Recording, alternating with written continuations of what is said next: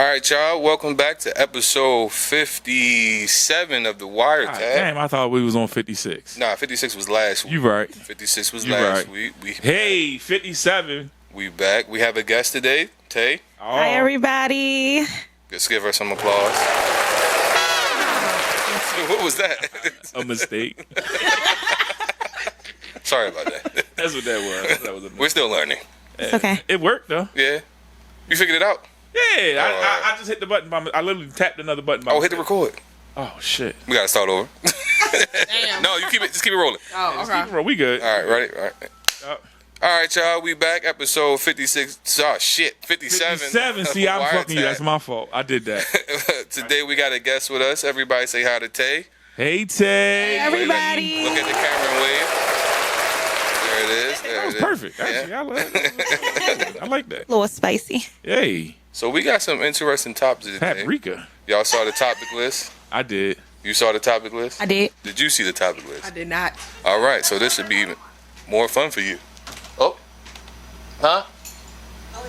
Oh. Sorry about that, guys. We back. So, I lost my train of thought. We was talking about the topics. You just asked everybody. My fault. Yeah, sorry, guys. I wanted to ask y'all questions just before we get into the topics. And I saw this today on not IG, TikTok. I love TikTok. Tiki-taki. I'm starting to lose interest in Instagram a lot lately. Unless it's like coming to posting music. Like the reels and stuff like that. Just in general, I just feel like over there you gotta already be somebody. That is true. You wanna be be seen. somebody? Yeah. Whereas though TikTok is much more engagement. Like our page is starting to do very well. Oh, you know what catch me on TikTok? I be on TikTok like trying to do pod shit, in the way my ADHD set up. I end up in the motherfucking tap war on somebody's page. I be, nigga, I want this nigga to win, bro. I want this nigga to win, bro. You mean the little gifts and shit? Yeah, I still don't know how to nigga. do that. Somebody Like, live. I follow this magician nigga. This nigga be doing tricks. hey, yo. I be in the house like, ooh, Hey, yo. stars, nigga, smiley faces, roses. So do that shit send money? Like I don't. Yeah, So they get money from that. They get money. TikTok is. Oh, So you buy the gifts that you send. They cost pennies, right? So, Got you. and that's why they do. They I'm the person they design microtransactions for. Okay. My ADHD makes me press the button I buy all of the coins for Farmville. All right, like I buy all of the corn for Township, nigga. Like all of the hay, I buy all of that shit. Like they set up microtransactions for me, and that's what TikTok does. So you buy a coin pack, it'll be 150 coins for like 30 cents. Oh shit. And then you send a coin to that person, and it don't sound like much to the consumer. Right. You spent $3 on some coins, and you sent 60 cents worth of coins to a nigga who you support, right? Which don't sound like shit. But he have 5,000 people that do that. Doing that. You know what I'm saying? So, the magician nigga I follow, every stream he has at least 300 live watchers that are constantly sending him coins. shit. Yeah, he getting money. Oh, what? He getting Niggas be coins. sending him galaxies. So you saying we got? You know what the galaxies work, nigga? The galaxies is like yeah. 10,000 coins. It is. Oh, It's just for real? like $6, nigga. Like, Hey, yo. like, So you saying we got to start going live? yeah, we need to start going live on TikTok. Yeah. We need to start going So live. people We can need to buy the start gift. collabing with other people because you get their engagement and yours counts towards your engagement. Okay. Yeah. We got to put that in effect. Nah, immediately. But what I was gonna say is I saw this on TikTok, and the guy was saying, "What do you appreciate now as the adult and being a parent that you didn't as a child?" Oh, nigga, quiet, nigga. Just like, I appreciate closing my door, nigga. Like, I appreciate the fact that I can tell my children to get out of my face and they have their own space to go to. See, as a kid, I always wanted to be around my family. Like, I just wanted to be around people.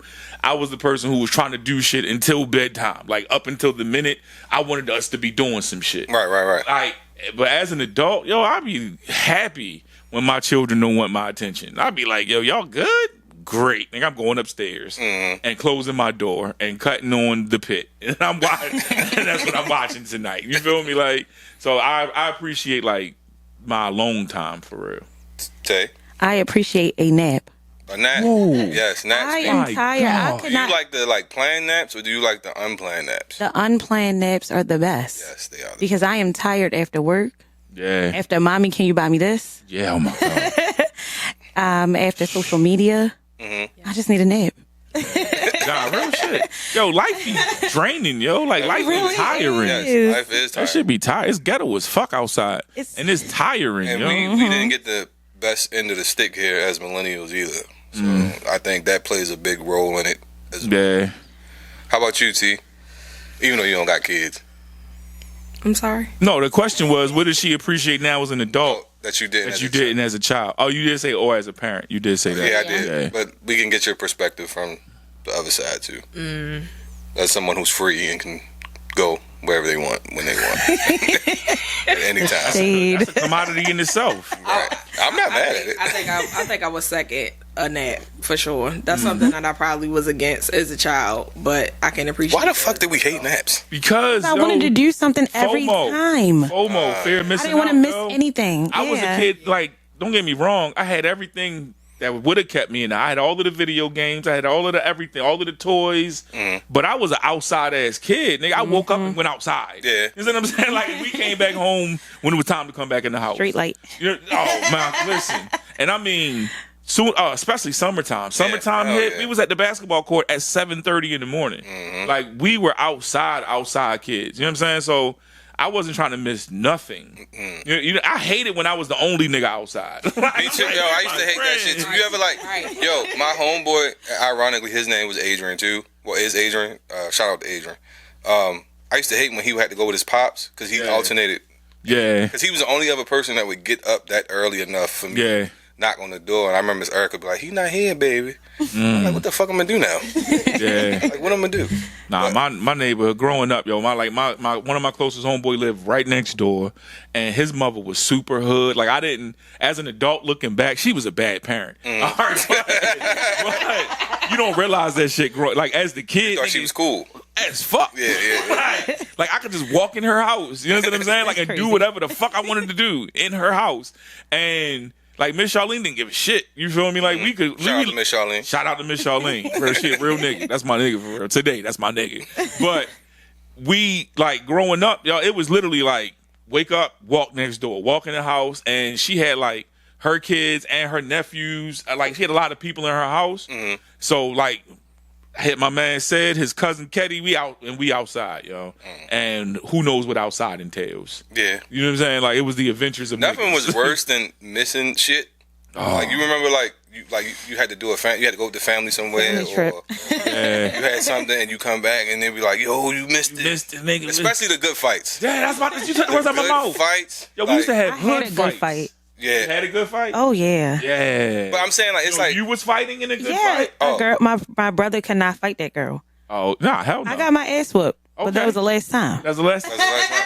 Yeah. That was the last You time. learn from it. learn from it. That's what I'm talking. I think that's the biggest problem with these kids nowadays. They don't learn. They don't get in good fights. They don't. How, yo, They don't get in good don't. fights. They do not fight. They don't. listen, right? Listen. They don't. When I would get their ass. Yes. my son, right?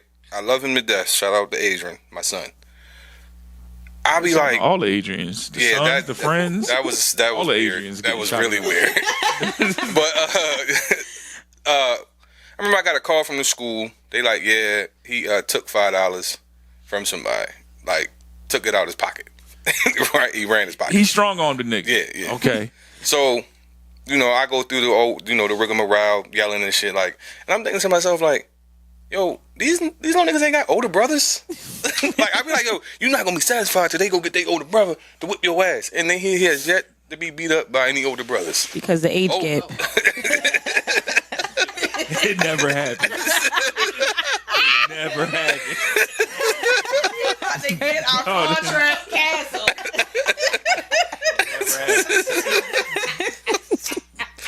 But yeah, he just so one day, right? This shit cold on my leg. This shit is ridiculous. I'm sorry, Tone. I'm It's sorry. fine. I'm sorry. I'm putting it in the real Ain't no though. extra shit. Leave all of this in. All, yeah, my I'm about to hands take it, wet, yeah. all that shit. This shit is uncomfortable. So one day, right, he come in the house I'm like, yo, what's wrong with you? He's like, they took my ball. I'm like, who took your ball? He was like, the kid. I say, not Mr. Go in people's pockets. Yeah. Running in the house. He was Man. like, I didn't run in his pocket. I was like, you ran in his pocket. The teacher told me you ran it. She saw you run it. Like, he's one of those kids that'll do something and swear he didn't do it, but you've been watching him the whole time. Yeah. And he's like, no, I didn't do that. But my pet peeve with him is leaving shit on the floor. My dad used to hate that. Yeah. And now I hate that shit. Isn't that crazy? Full circle. That's crazy. I come in the room, towel on the floor, underwear on the floor. Adrian, pick your underwear up. Why you want your room to look like this? I'm like, see, you from you living over East, you acting like it. See? Shout out to East Baltimore. We love East Baltimore, but We love some of East Baltimore. some of East Baltimore. Oh, you love the best part of East Absolutely, exactly. That's you took the words out of my mouth. I want to say we love the tea parts of East Baltimore. That's what we love about East Baltimore. The teas of East Baltimore. But Outside of that, fuck them niggas. Nah, I'm playing. hey, yo, nah, please, It was don't a start joke. a It war. was a joke. It was 'Cause all next jokes. thing you know, them because the hood niggas is following us. Oh yeah. And they will get you. You know, East and Listen. West. Listen. All I see is like 2 Glock shorty just follows you. Blick 'em up, Biddy just follows you. Murder Mook 2 just follows you. Oh, real shit. East Side Real Killer shit. just follows you. I'm like, oh, we getting all the hood niggas. All of their pictures either got guns in them or finger guns. They either got real guns or finger guns in them. He's being the picture like. I'm like, shit. I fuck with him. No, the fuck East Baltimore was a joke. You know, I told y'all, grandma's house was in East Baltimore. Yeah. You know, Kirk and fuck. God damn. Dunlap. No, I'm thinking about Philly. I had a day. Lock Raven and Gorsuch. Oh, That's what I can't get this shit out. Kirk and Gorsuch. Lock Raven, Gorsuch. Lock Raven 31st. But we can all agree, though, at least, Mike, you going to say some shit. I know he going to say some shit because he watched the part. Cherry Hill is a crazy place. Oh, You don't go there. Yeah. Nigga. Sorry, Mike. We don't We go don't. hey, yo, listen. I love Cherry Hill. to shit. All I right. don't go to Cherry Hill. I used to go to Cherry Hill. So I went to Cherry Hill, all right? And then I had a bad Cherry Hill situation, but because of the way I handled it, them Cherry Hill niggas fuck with me, right? And I fuck with them. But then I stopped going, and then I tried to go back, and it was like a whole bunch of new niggas. Niggas, yeah. And it was like, I don't know none of y'all new niggas. I know them 2 niggas over there, and that old nigga that's in the house. Yo, that's got to feel surreal. And then we going to start the pod, but that's got to be crazy, too. Like, I think about that scene. You watched The Wire, right? Absolutely. Remember that when Bodie, did you watch The Wire? One of the best shows. That's what I'm Ever talking created. about. One of the All best right. shows ever Shows. created. I did not. You didn't. Hold on. I don't care if you don't like it. You never even saw it. Maybe in the episode, but I have yet to sit down and watch the entire series. That's terrible. Only I always felt like, what the fuck do I need to watch it for when I When you live there, I do feel understand. that. No, I Yeah. feel. So, hey, fun fact. I'm actually in an episode of The Wire. I was an extra nigga sitting on the stoop when them niggas was shooting. I was Oh my listen. Which one? I was about to say, It was- shootout. It's hella shootouts. But you won't be able to see me and know that it's me because of the angle of the shot. Okay. I know it's me because I was there. Right. All right, but doing nigga shit. All right, I'm outside doing nigga shit with niggas. All right, we down on Drew Hill and something. Like we was down like near somewhere near Penn and Dolphin. Okay. But we was on Drew Hill Avenue. And we doing what we doing. And we doing what we doing. And then Method Man walks the fuck up. All right, like I done Method Man. All right. Method Man walks up. We all like, oh shit, it's cheese.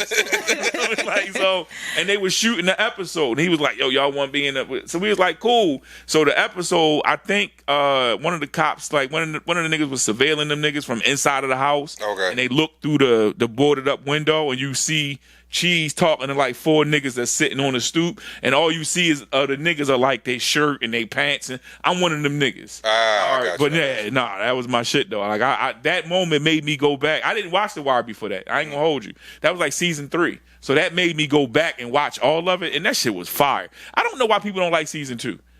I personally like it. Too much politics, I think. Yeah, for it's season two. but it's necessary. It's necessary. It's a necessary episode because they got to It's show really you. necessary. They got to show you how the drugs come in. So it's Especially when boring. you're looking at the Yeah. whole scope of Baltimore, Yeah. like that whole port shit is some real life Shit, shit. yeah. Like that's a whole aspect of the city that people don't know about. Yeah. That's I was like, I don't know why people don't. I think it's just because most people, people wanted to see the shoot 'em up, bang bang shit. Yeah. And it was all white people. Let's Yeah. be real. Yeah. Like, that's why it was all white. The whole season was white people. Yeah. So it's Yeah. the most boring but necessary I feel of that. the seasons. I feel Because that. you need to know how these drugs is coming in. Yeah. Hey, let me before we jump all the way into the pod and get into topics, because you said it was the best show ever created.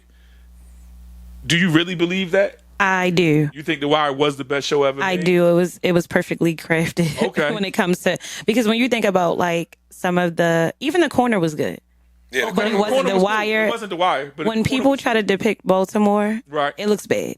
Yeah. It looks bad. And the funny thing about The Wire is none of these actors and actresses were from Baltimore. So it was Well, great. no, two of them. Well, Snoop. yeah, Snoop Snoop and was who? from here, and one of the little. Oh, Prop Joe. Prop Joe was Prop from Joe, here. yeah, Prop Joe, yeah. But everyone else, it was just crazy because Yeah. like Boys of the Summer that season, Yeah. Jersey, New York, DC, stuff The like entire, that. yeah, absolutely, It was absolutely. great. They captured Absolutely. it really great. Nigga, one of the niggas is British. Yeah. Yeah. Let's be real. Yo, McNulty. no, I'm talking the Stringer. Oh, well, Stringer Bell. Yeah, it's no, call him by his name. Oh, I'm so sorry. Idris Elba. Yo, Idris Elba. Forgive me. yeah. Not the sexy voice. I don't like that shit. Nah, but no, that fucked me up when I found out he was British. Yeah. But I asked that question because I've had this argument. I watch a lot of TV, movies, that's my shit, music, all that shit. But I argue that point, all right, because I love The Wire, but Ozark is the best show ever created, in my opinion. I heard that it's really good. Ozark. You ever watch Ozark? Ozark's good as Hey, fuck. Listen, watch the Ozark first is- yeah, episode. If Ozark. y'all a rundown of the shit that I haven't seen, Yeah. I'll probably be banned from the. I feel that. So I don't want to think any less of you two. Yeah. So But Ozark, yeah, Watch the that's first I'm also episode. that shit pulls you like that. I feel that. I feel that. That first episode No, pulls I'm you right telling you, in. T, Yeah. if you watch the first episode, I promise you will get through at least 3 seasons. Yeah, Okay. because the All right. first episode is The first episode, the shit go from 0 to a million. 100. Yeah, Like it go from 0 to oh fuck. Yeah, no. The first episode, all right, like it's some. you know what blew me about that episode, that first season? I always wondered why he never got Shorty whacked. It's a lot of so that's my issue with the show, right? Because I'm one of the people because I watch so much shit. I'm looking for plot holes. I'm looking for when things like when you can see plot devices. Like okay, they only did that because they needed this to happen in the story. And I'm talking about Ruth when I said I know what you're talking about. I know you're talking about. It's a lot of things that should have happened in that show that didn't happen and that would happen in real life. Like a lot of that shit and I don't want to ruin the show because I want you to watch it. But a lot of that shit that happened in that show would not happen In real life. in real Yeah. life. That's how I kind of felt like, all right, going back to The Wire, that's how I sort of felt about Marlo. Because I'm like, No, Marlo would have like, never lived that long. he wouldn't Yeah. have lived that long. Marlo would have never lived that Yeah. long. And I understand Omar, why. but neither Omar either though. Then if you say Marlo wouldn't have lived that long. Well, So I think. I felt, go ahead. Go ahead. No, go ahead. Well, so for Omar, to me, that lore was created with him. yeah. So it was just like, and then he moved a certain way to avoid being hit. But you could. I'm not saying you wrong or you Yeah. right. I'm just saying by the way he moved, we saw how he moved. We really didn't see how Marlo moved. You get what I'm saying? We saw. Marlo just popped up. Yeah. and was the nigga. Yeah, that you is feel what I'm true. saying? Like, and I personally don't believe that the nigga that Marlo, like the person who he's like the real life nigga that he's depicting, Yes. was the way that they depicted him. In No, that you know He he's based off of two people. different Yeah, people. I was about to say. Yeah. But Yeah. I don't believe like that part of him was like that. Yeah. You know what I'm saying? But it's like the whole like when he killed the nigga in the store, the security. Oh, the security guard. Yeah. Yeah. Come on, Yeah, wow. no one's really doing that. Who's doing No, that? yeah. You know what I'm saying? But that's my issue with a lot of shows, and this is why when I argue back to my question. Well, wait. What do you think the best show was before we? I ain't gonna just No. I agree with her. I think agree that the The Wire- only part that the messes the wire up for me is Marlo. Okay. Because that's just not. You know what I'm saying? I understand why they're doing it, but at the same time, that's not. To me, the show was so realistic up until that point, and I don't know if they just put that in there because they needed an adversary or something or So whatever. I think the show was realistic up until the end of season 3. All right. Now, I like what they did with the school system. I like them showing that side of the school system. But outside of the school system part of season 4 and 5, the rest of that wasn't. Like, the rest of that was like fan fiction. Yeah. In my opinion. I agree. No, I outside agree. of the school aspect. I agree. Yeah. You know what I'm saying? But and the school aspect was real enough, and I was like invested in the school system at that point. Yeah. That like it was real enough to keep me.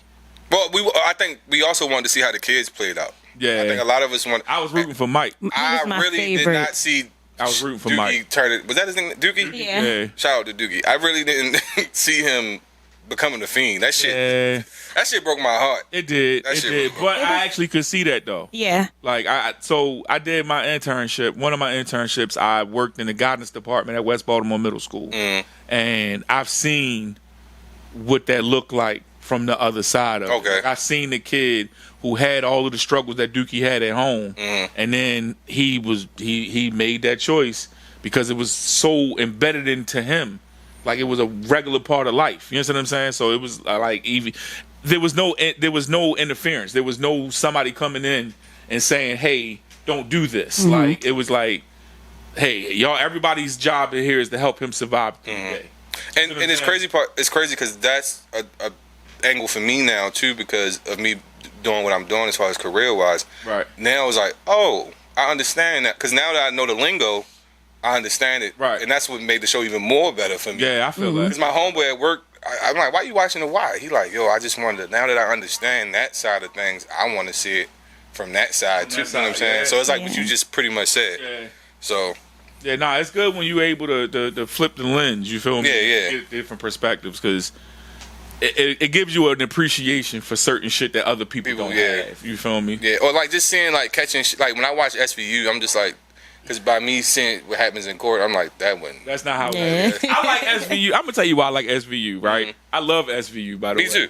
But I love it because you can watch one episode and be entertained and not have to know anything else that's going on in the world of SVU. That is true. Or you can watch all of it and still be entertained Dang, by yeah. every episode. Like, there's never been an episode of SVU where I was like, oh, I needed to see what happened on the last episode. Right. Like, Yeah, no. because Watch it, the yeah. case They has give, you, they changed. give you the crime, they give you the pursuit, they give you the capture and the prosecution in 47 minutes. You know what my favorite episode of SVU is? It's the one where Ice-T, the football players, they intermingling in some gay shit. I remember that episode. And he was like,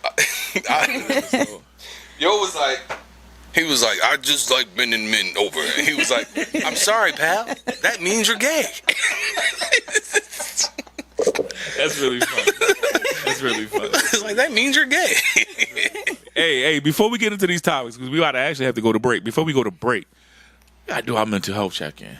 Oh, we can do that when we come back. That because we have more time. Okay, that Well, we works. can do. How much time we got? Like 6. We have 7 minutes. Yeah. All right, go ahead. Since we got our guests here, we like to do our mental health check-in. And you just tell us. You can get deep into it. You can be quick with it. However you It's want. really just how was your week? Yeah. I had a great week. Y'all, honestly, 30 has been crazy. Yeah. When did you turn 30? May 19th. Oh, Shout damn, out- you was almost a Gemini. No. Shout out to almost a all the Taurus. You was almost a Gemini. Like, Shout right there. out to all the Taurus. Yeah. We lit. I've not fuck with the Tauruses. They all right. I fuck with them. Hater. They stand on their shit. I fuck with people who stand on their shit. On our Some of square. my Yeah. best friends are Taurus. I fuck with people who stand on Yeah. their shit. Yes. I do. And Tauruses stand on their shit. They do. Also, shout out to the older millennials. I'm the last of. Y'all were so lit, so I thought life was going to be like that. No. And it has smacked Listen, me. It has we whooped thought my life was ass. going to be like that. Let's be real. We thought life was going to be lit. Child. All right, and then we hit like 24, and we was like, yo, this shit. No more? What year was you 24? Come on. My fault. I was 24 in 2005. Hold on, let me do my I was Where I was at in 2005. I was 15. So you said Don't you do was too much. 10. Yes. I'm not going to tell you where I was at. You was 12. I was none of your business. You had to be Don't 12. worry, T. Nah, but I always wondered like that. She 2005, I not was in lying. the- I Y'all was made in the- life look like that shit. Like I thought you did. niggas broke out in choreography dances in the club. I thought y'all did that shit. I was like, how the fuck I'm you gonna gotta learn understand. this? You gotta understand. Yo, we came off of the heels. We came off of the cusp of the crack era. Right. All right. We came into adulthood like hustling was being glorified at an all-time high. All of the dope niggas was becoming rappers and becoming actors. We saw the succession of the drug game. All right. The era before us saw the downside of the drug game. We saw like what life could be if you, and so we made a lot of unguided decisions, and we dealt with the consequences in a very real and abrupt manner. So by the time y'all became adults, we was all going to jail. We was all fucked up. Like, we was all moving back home with our mothers. Like, all of our lit phase lasted about a shot. We had about a double. Give me a double. Like, that was our lit phase because, like, adulting happened and growing up happened quick. You feel me? And we didn't have the cushion that the previous generation had. We didn't have the big grandma house that we could fall back on. We didn't have a lot of the liberties that our previous generation had. And then all of us was young parents and shit like that. Like, I come from an era, having a kid in high school was a regular thing. Yeah. You know what I'm saying? Like, we had elevators for the pregnant people. You feel me? Like, because it was just that regular. And that was what our normal was. So we were all young parents. We was all like, yeah. So I'm sorry. No, you good. I need that because I have older siblings. I am the baby. I'm 30. Okay. My oldest sister is 45. So it's 45, 41, 40. Yeah. They was getting dressed to go to the docks. Yeah. To go to Hammer Jacks. Yeah. To go everywhere. So when I got to that point, it was like, I'm about to be late. And then when I got there, I was like, bro, shots are $15. What the hell? Yeah. What'd you say? Yeah, shots are $15. Because no bullshit. I couldn't wait to go to Spring. What was it? Blake, whatever that shit was on MTV, BET. Yes. I wanted to go to Freaknik. I wanted to do all that shit. I'm like, I can't wait to be older. But then all that shit just... It was gone. Because niggas started shooting niggas, man. Like in my like gun violence has always existed, but it wasn't as prevalent. It wasn't as prominent until I was in my like mid 20s. Okay. Like my mid 20s, it was like, niggas was just getting shot for nothing. You know what I'm saying? Like every day somebody was getting shot. And it was just like, okay, we can't go here, we can't go there. They didn't beefed up the cover charge over there because of all of the bullshit that happened. If you going down Choices, you gotta pay $50 at the door now. And that's how they weeding niggas out. So it was like going out became real ghetto. And then the places where you was okay with going, the prices was what they were because of all the shit that happened. You know what I'm saying? So it was like, nah, bruh. Well, at least you ain't go through the what was that phase we went through when we had to go to the club with fucking blazers and the office wear. Yeah, the office wear. Hell yeah! Remember what because what they was trying to do was you couldn't wear sneakers. Oh right. So and you couldn't wear t-shirts. Yeah. So you had. I went through that. Yo, all right. Yeah, I went through that. Y'all was cute though. I used to keep a pair of shoes in the car just because. Yo, heavy on y'all. Real quick story. Quick story, and then we going to go to break.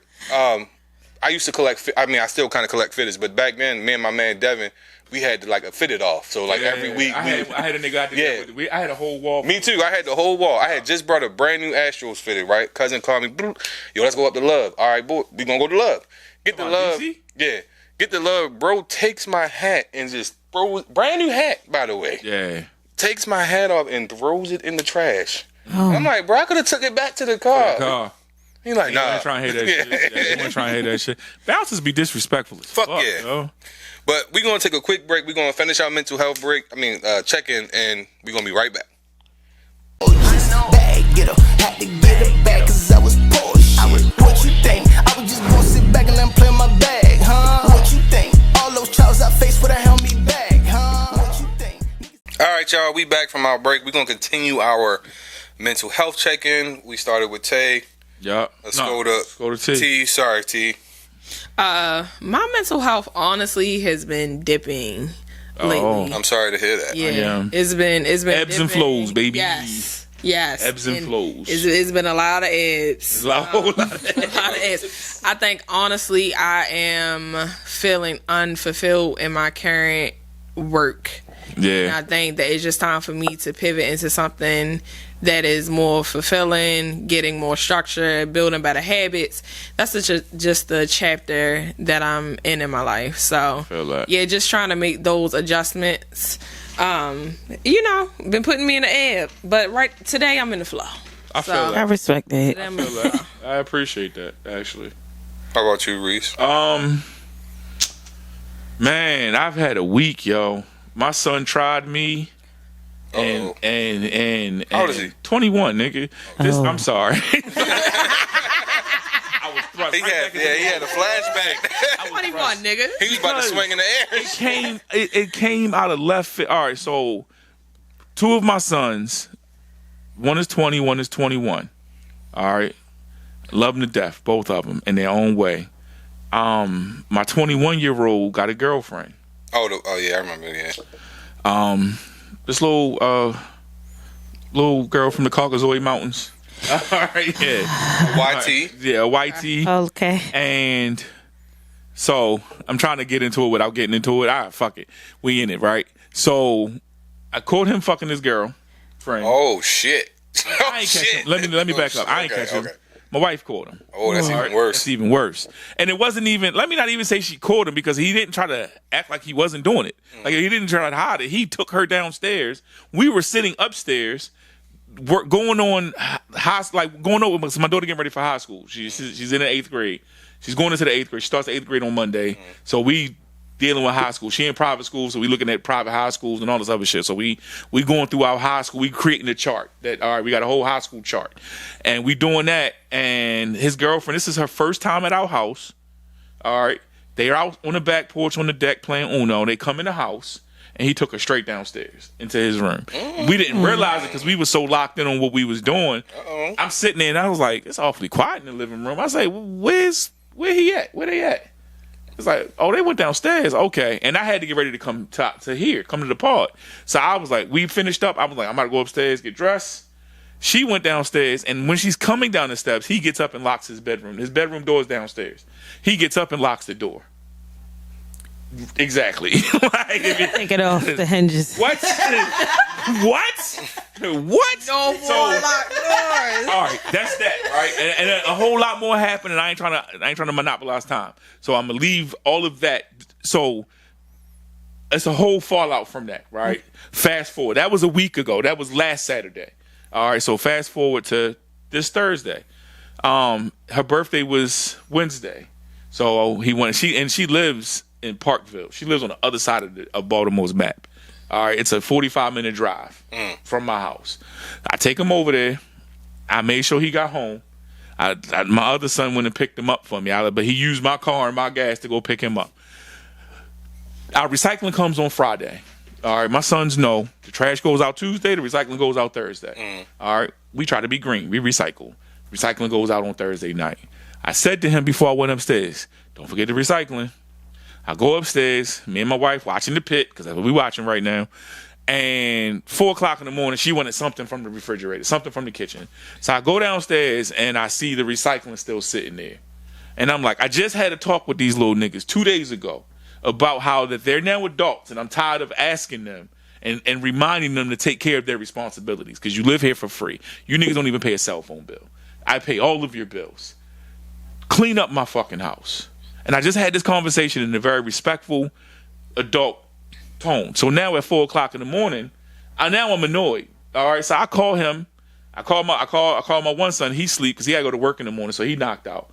And I call my other son. He answered because he's up on the phone talking to his girlfriend. So he answers, and I'm like, "Yo, come take the recycling out." And he comes upstairs with an attitude. He's blah, blah, blah, blah. Yo, why do I have to say this to you? Why do I have to have this conversation with you? He picks the recycling up, and I was like, yo, I respectfully told y'all 2 days ago that the next time I have to remind you to do your chores, there will be some form of consequence. I ain't saying I'm gonna punish you, but I might just like cut your Wi-Fi off for however long. I might just hit the circuit breaker for your room. I might. Who knows how I feel. But there will be something. And I said this to them, and everybody agreed with me and understood where I was coming from 2 days ago. All right, because I told them they shit is now leaking over. It's now making my wife upset, which causes her to want to engage in arguments and shit with me that we wouldn't normally argue about, right? Because she's getting frustrated with you niggas. And y'all are adults. So no, once you become a problem over here, some shit gonna have to change. And as I'm talking to him, this nigga slams the fucking recycling down. It ain't no pleasing y'all.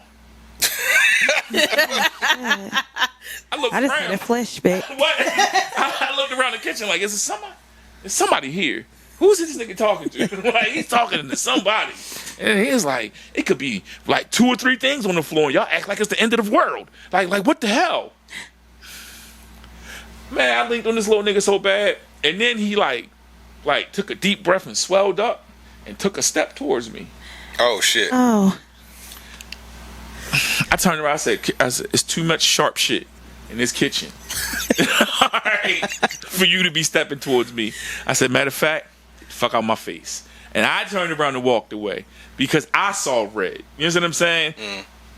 So I go upstairs, I go to my wife like, hey, I'm gonna give you an opportunity to talk to this nigga. And she's waiting for me to come back with the shit that she wanted from the refrigerator. It is 4:30 in the morning, and she's waiting for me to come back with the shit. So all of this is catching her off guard. And when he comes upstairs, like, he's doubling down on this shit. And I'm like, yo, I just took your bitch ass across town to go see your girlfriend. I ain't asked you to do shit but clean up behind yourself. And I make sure you got everything you need and want every time you need and want it. So that had me in a spin. Like, I told him, I told him straight out in front of his mother, I said, yo, the next time you think you can swell up in front of my face, one of us are leaving this house. Because I'm not going to be in the house where I want to punch a nigga who live in this house in the mouth. Indeed. So one of us will be leaving this house the next time you think that's okay. And he's I didn't mean, that apology shit, you've apologized for this shit 16 times. Yeah. Not saying I don't give a fuck about it, but that shit means the same. It means as much to me as it meant to you for you to do what you said did. it. You know what I'm saying? Mm-hmm. So, like, yeah, I've been in a little spin this week because I'm looking at him. I'm looking at my son sideways. Yeah. And that's not a good feeling. Yeah. You feel me? Like, that's not a good feeling at all. But my best friend got married today. Shout out to Shaka. Give him I wasn't giving him an applause, but this shit. Here we go. Shout out to Shaka. Him and Toy, they tied the knot. It was a beautiful ceremony for what it was. It was a beautiful ceremony. No shade, no kirk. It was a beautiful ceremony. Congratulations. Yes. Yeah, all of that. So yeah, that's it. That's where I'm at. I'm in a little tailspin, but I'm good because I'm alive. I'm on my feet. Amen. Amen. My week been interesting. I'm learning some things.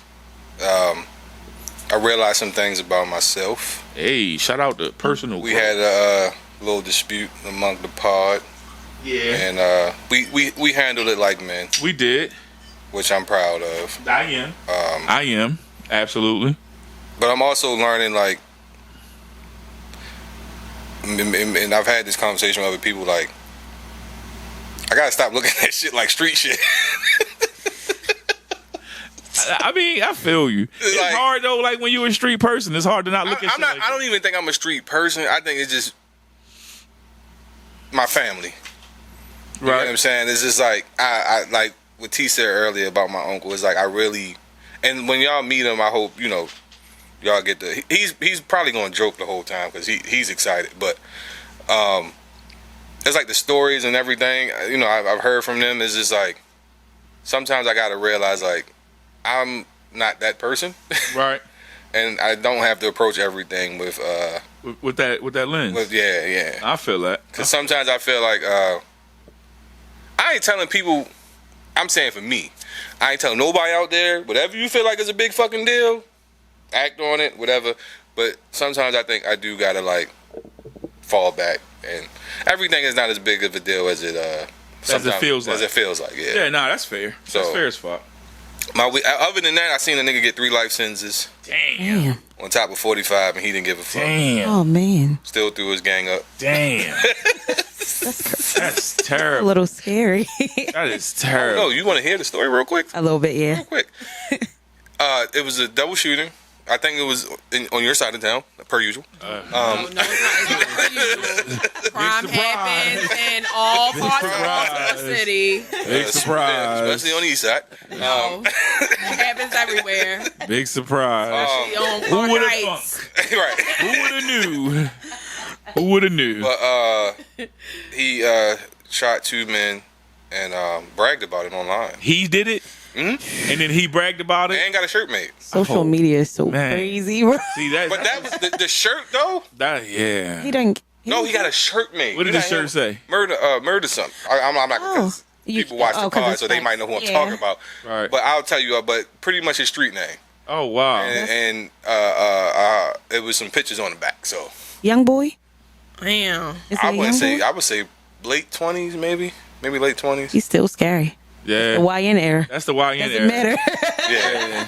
The generation YN is crazy. Yeah, that's why I said I'm not gonna say his name out there. But it's like I said, we got nothing but 2 Glock shorty following this, and Yeah. he looked like he from over that side. Like he from over there. Hey, listen. I'm done tolerating the slander on this podcast. It's no slander. It's no slander. But other than that, it's easy to tell the truth.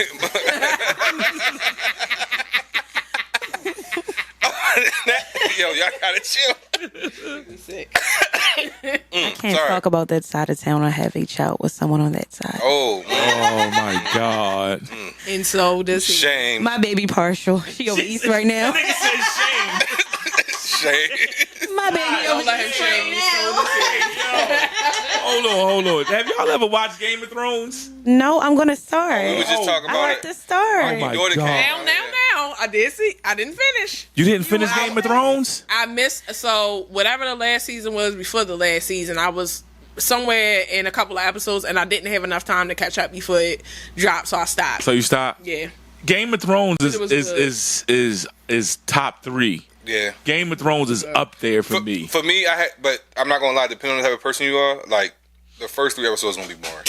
Okay. So yeah, no. Game of Thrones do have their problem. Yeah. Like you got to get past the first 3 episodes. Okay. Don't get it. It took me 5 years to get past the first 3 episodes. I didn't start watching it until 2017.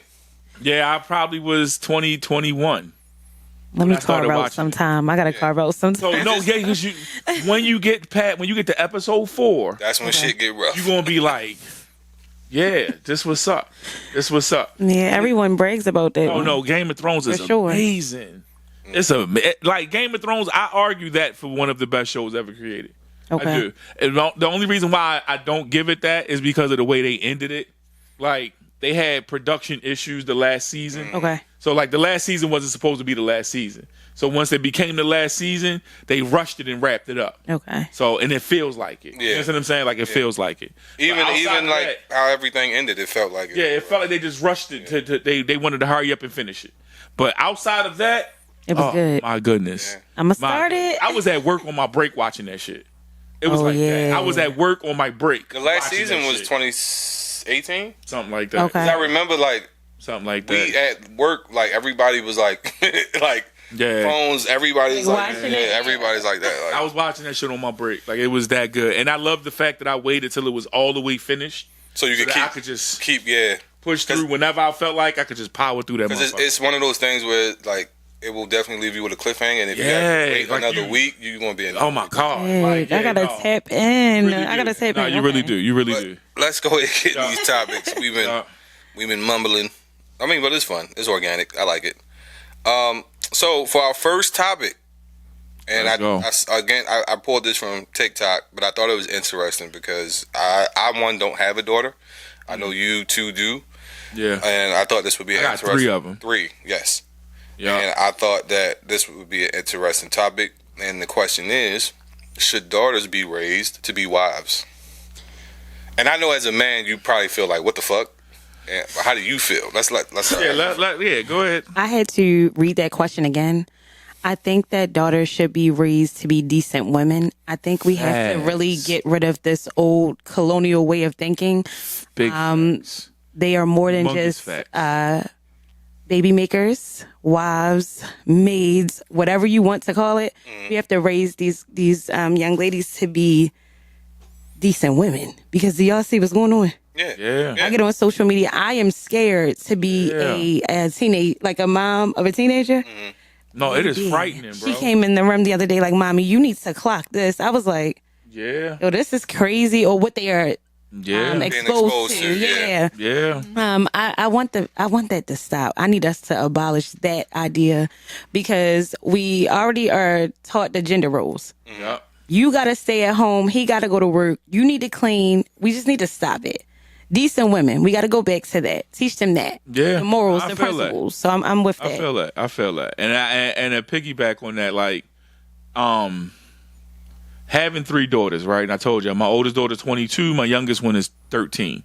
So like, I have a good spectrum of what being a kid, being a young lady looks like nowadays versus when I grew up. You know what I'm saying? So like, watching my oldest daughter navigate being an adult young lady, and then watching my 13-year-old becoming a teenager. So like, I have a good view of what that looks like, and it is frightening. All right, because they have so much access to so much information, and you can't stop it. You know what I'm saying? Like, and that's the part. Like, you know, in my house we butt heads sometimes because, you know, sometimes, you know, one side is like, hey, get rid of the devices, limit their access, cut it off, cut the screens off, cut the internet off, and then on the other end it's like, well, you can't. Yeah, it's not realistic. It's so hard. It's not a realistic. It's not realistic because everything that they do is rooted in technology. Yeah. All right, their entire They don't identity. even remember a life without it. They've never, like, my youngest daughter has never experienced a life without it. Right. Yeah. You know what I'm saying? My oldest daughter, she won't remember a life without it. Yeah. But my youngest daughter has never experienced not having a device in her hand. You know what I'm saying? Like, one of her earliest memories are of her having a device in her hand. And it's like, you don't want to cut off their access because that's not realistic. But at the same time, it's like, you can't, it's hard to filter it because of how accessible everything is and how fucked up people, like adults, can be, right? Like, people, especially men, like adult men are fucking sick. All right.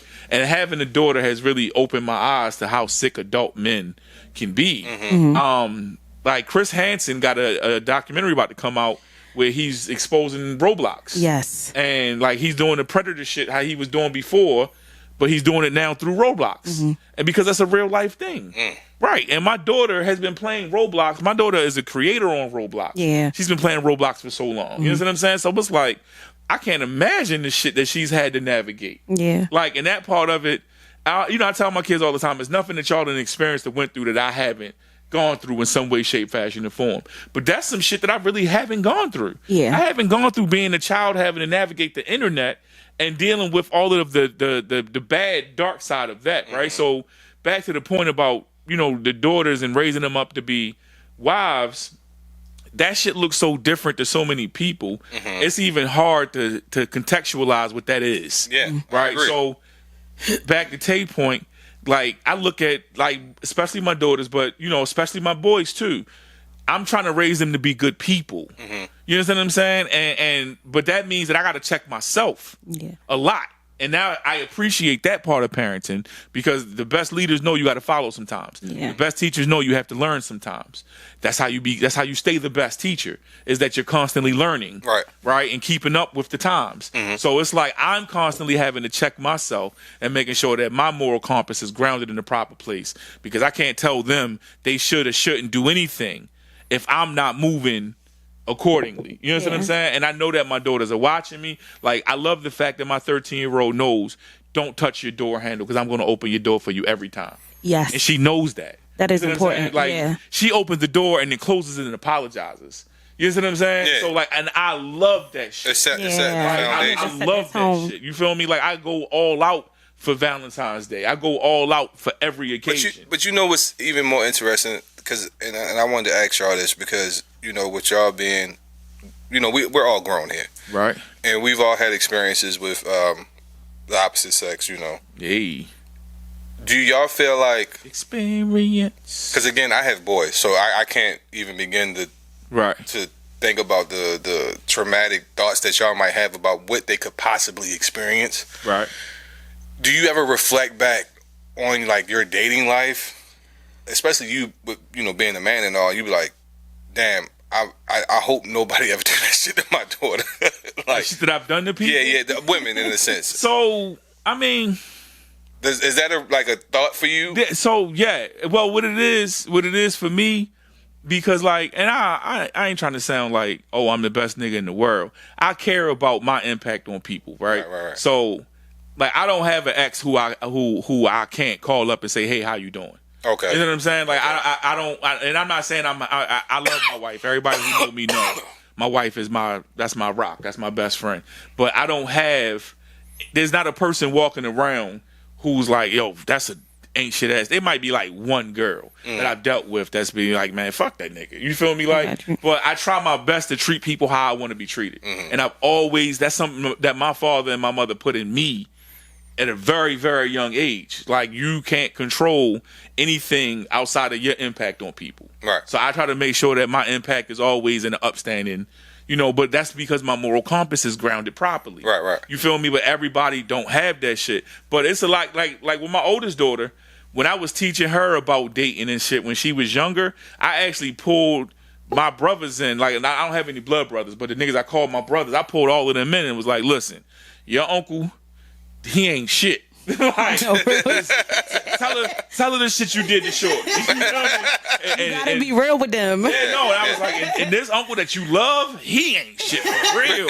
Like, tell her about the last 3, nigga. You know what I'm saying? I said, you want a nigga like him. You feel me? Like, and I actually did that with my oldest daughter.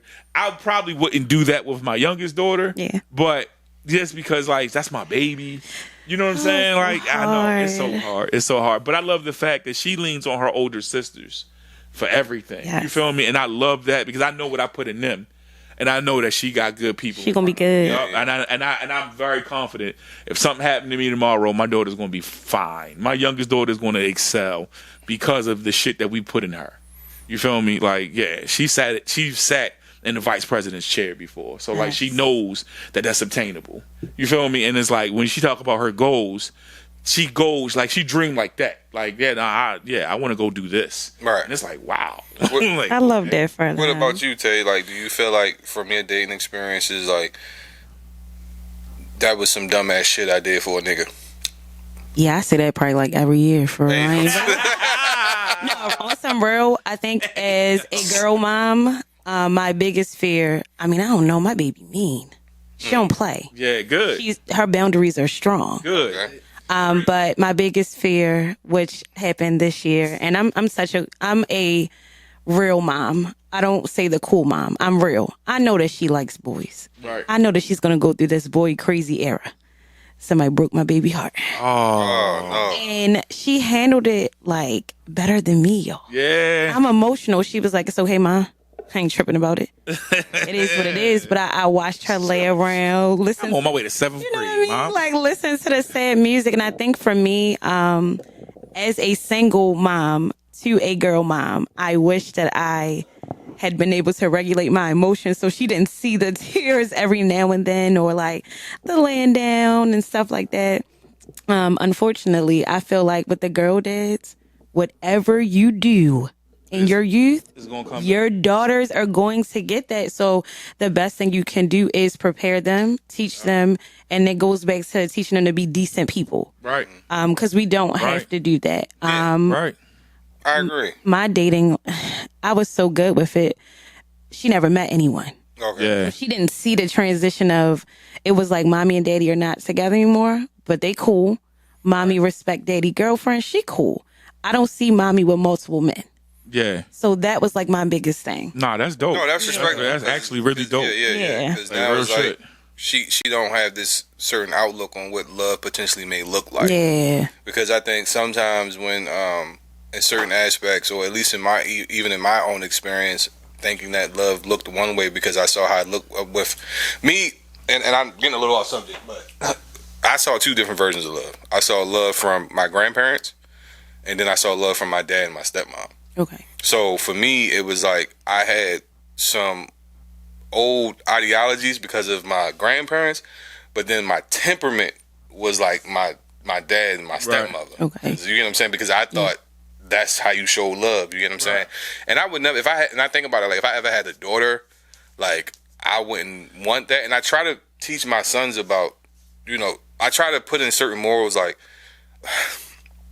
I remember I got a call about Adrian putting his hands on this girl. Ooh. And when I say I whooped his ass, and I'm just like, you don't put your hands on women. Like, you never I don't care how frustrated she make you. I don't care. She could say the worst shit to you ever. She could tell you that kid ain't yours, whatever.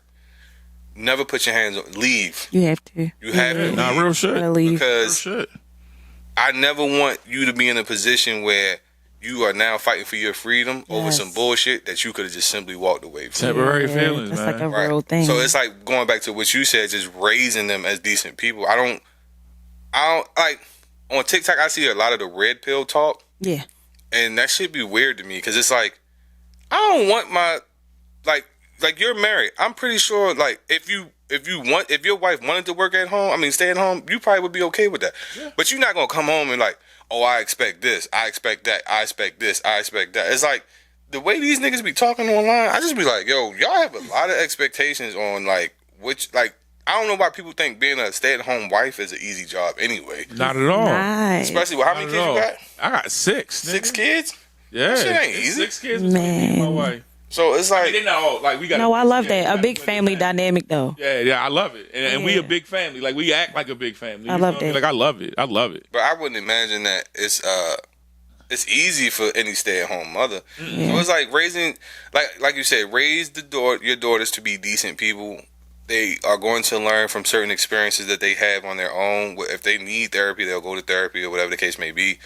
But I'm not if I had a daughter, I'm not raising her to be a wife. Yeah, no. One, like, you know what I'm saying? no. Like, What if she doesn't want to get married? That's like the biggest thing, Yeah. though. Yeah, like real shit. Like real shit. Like that's always an option. Like Yeah. you know, I again just harping on the same point. Yeah, I think we all agree with this you shit. raise your kids to be good people. You raise your sons to not make the mistakes you made. Yeah. And you raise your daughters to be able to identify the bullshit that you've experienced. Yeah. You know what I'm saying? Like, and that's some shit like I talk about, like when I talk about my father.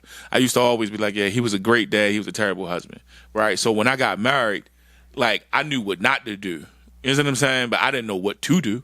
I just knew what not to do. Yeah. So I had to actually learn how to be a good husband. You feel me? And that's the part that I think that we lose sight of. Like we look at the examples we have and we think that the example, like to your point, your temperament was more like your father's because that's what you thought it was supposed to be.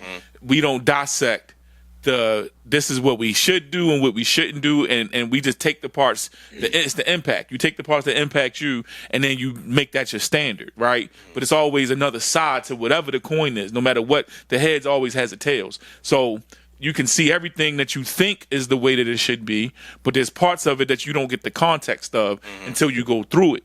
And some people fail in the sense of not being able to take the context, pull a lesson, and applying it. And I think that's where a lot of people go wrong at, not just in romantic relationships, but in relationships, period. Friendships, siblingships, like work relationships.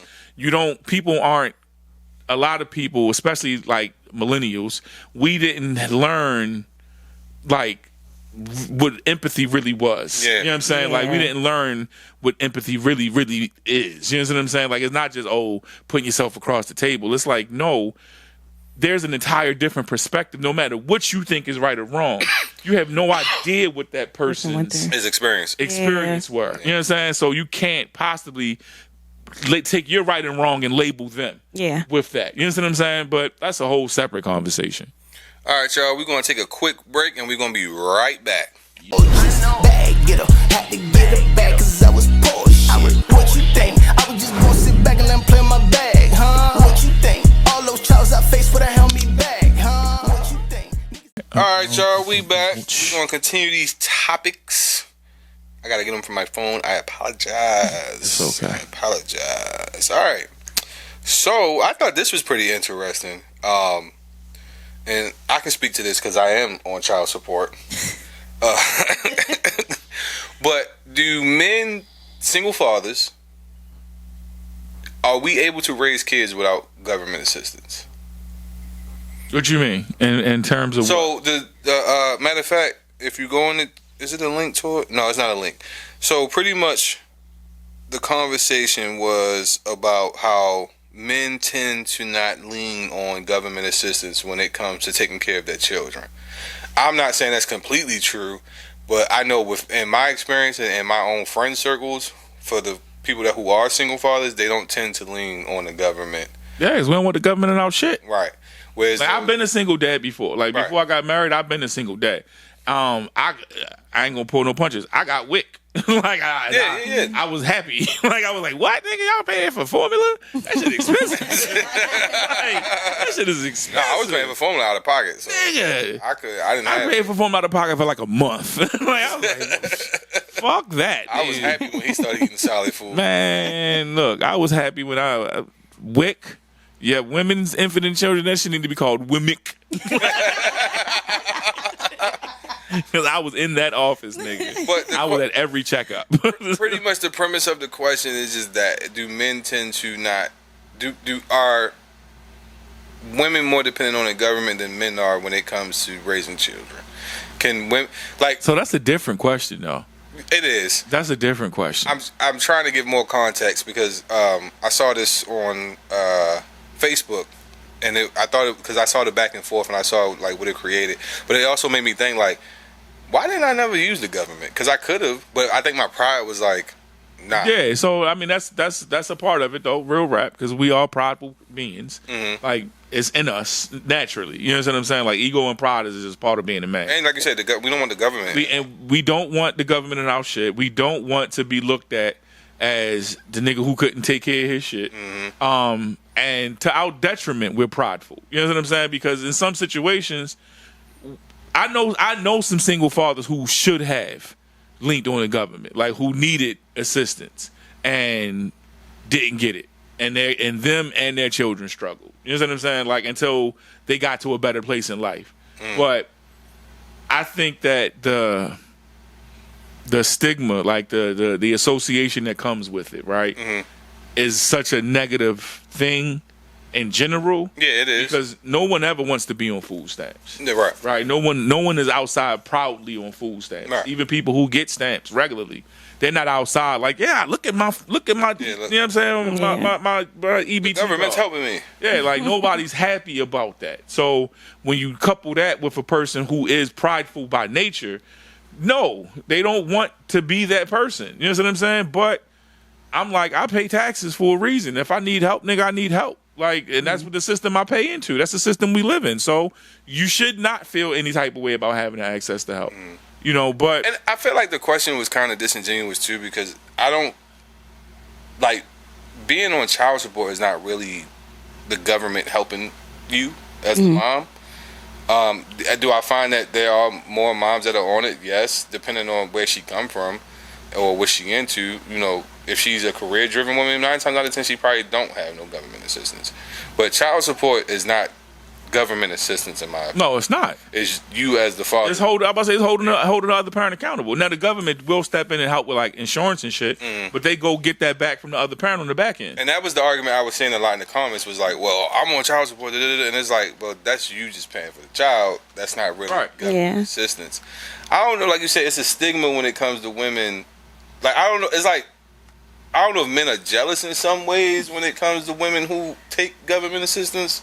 I really don't know what it's about. Like you said, go ahead. Oh no, not to cut you off. No, go ahead. I can speak from my experience. My child's father has never been on child support, but he also could have helped more. I just didn't do it. Why? And this is just me being honest. I knew that he was going to play a petty game, and not if he was on child support, I wasn't going to get anything extra outside of this. Right. And so I just didn't do it. And I had gotten to this habit of, you know what, mommy going to take care of it anyway. Right. The other thing is, and I don't know if devil's advocate is the correct term for this, a lot of the men can't get the government assistance because the moms have beat them to it. You're not getting government assistance on both ends. Nope. I think the other thing is, if you are a single father, and when I say single father, I'm speaking from a perspective of you have that child primarily. Right. You should get it. If you're getting a child on the weekend, baby, you can hang that up. Fuck out of here. You're not going to get it. But to speak to you, I do think it should be open to the parents who are primary parents, whether it's the mom or the dad. It's pride, but I think a lot of them nowadays, they just cannot get it. They're not going to get approved. And as someone who has benefited from food stamps when, like, she was younger, now ain't nobody getting it. Right. But, I benefited from it, but my baby father, he I mean, he was a weekend dad. You ain't getting no food stamps. Nah, not at all. Not at all. I got So food I stamps at get one it. point. But even with like having custody of my kids, like my kids live with me. Yeah. And even with that, I was only getting I was barely getting enough money to put food in the house. The government ain't helping Like, fathers. yeah, That's just, act the fuck unfortunately, off. they're not Act going the to. fuck off. And that's the worst thing because you do have some active single fathers. Right. But because the stigma is, I'm a single mom, I need all the help. And the problem is with child support is such a tricky, slippery slope. You have the mothers who sometimes put that money in the account for their baby. Yeah. And then you got the mothers like, yeah, this is my my money. money. I Yeah, take that's care my of you. money. This is my money. And That's that my is money. not what child But the support crazy is. part is that's how the government gonna look at it though. Oh, absolutely. Because it's like I remember I was trying to make this argument right when I went to court. Like she couldn't afford to have cable, and I was like, well, why am I paying for cable if she can't afford it? That money should be going to my child. And the judge was like, it's It is. it is. They hate is. fathers. You're not No, getting. seriously though, the systems, They don't those like systems weren't fathers. designed for the father. Right. Yeah. Like all of those systems. That's why they call it WIC. That's Yeah. why they don't Women call and it women. children. You know what I mean? Like, Women. that's why it's not women because that's who it's designed for. But that comes from something. Like, and that's the part. Like, I don't think we give enough to. All of this shit is the way it is because we allowed it to get there. Yeah. Yeah. All right, like we allowed it to get there. We put our women in a position where they needed government help. Mm-hmm. You know what I'm saying? And then when they did it, and the government realized that they needed the help, so now we're going to exploit it. So let me ask you this: do you think who could we? And I hate to say it like this, but if we had to blame somebody for baby mama, baby father culture, who would we blame? The oldest generation. Damn. I'm saying it because real shit. let me just say why. That's real. We started with the 2-parent households. Yup. Some of us come from a 2-parent household. It was toxic. Yup. I'm leaving you. I don't care about the kids. Yup. So now we have baby mama, baby daddy drama because at this point, I want you, but I want you on my terms. Yup. I don't want to be in a relationship with you. I don't care that we got a kid together. Yup. This ain't back in the day. We ain't staying for the kids. So that's where this comes from. It comes from watching your parents from the 1960s and the 50s stay in a household, getting beat, abuse, and so many Cheated infidelity, on, beat everything, a whole family Drug cross problem, town. all that shit. It's Like a all lot. that shit. So now I don't have to, as a woman, stay with you for the kids because it's not healthy for us. So now you my baby daddy. When Nah, you that's get real married, shit. That's real shit. Like that's actually So I real shit. think Like that's what it is. Like we saw our grandparents, and some of us saw our great grandparents, and stayed together for umpteenth X amount of years. And then, like as an adult, you looking back, like yo, them niggas was together for 50 years. I know they went through some shit. Like I know I think they went through some shit. have you spoken about your experience with one of your parents as far as like their relationship with? My grandparents. Yeah. My grandparents used to sleep Pull in. the mic, son. Can you hear me? Yeah. I heard all of that. It's just a.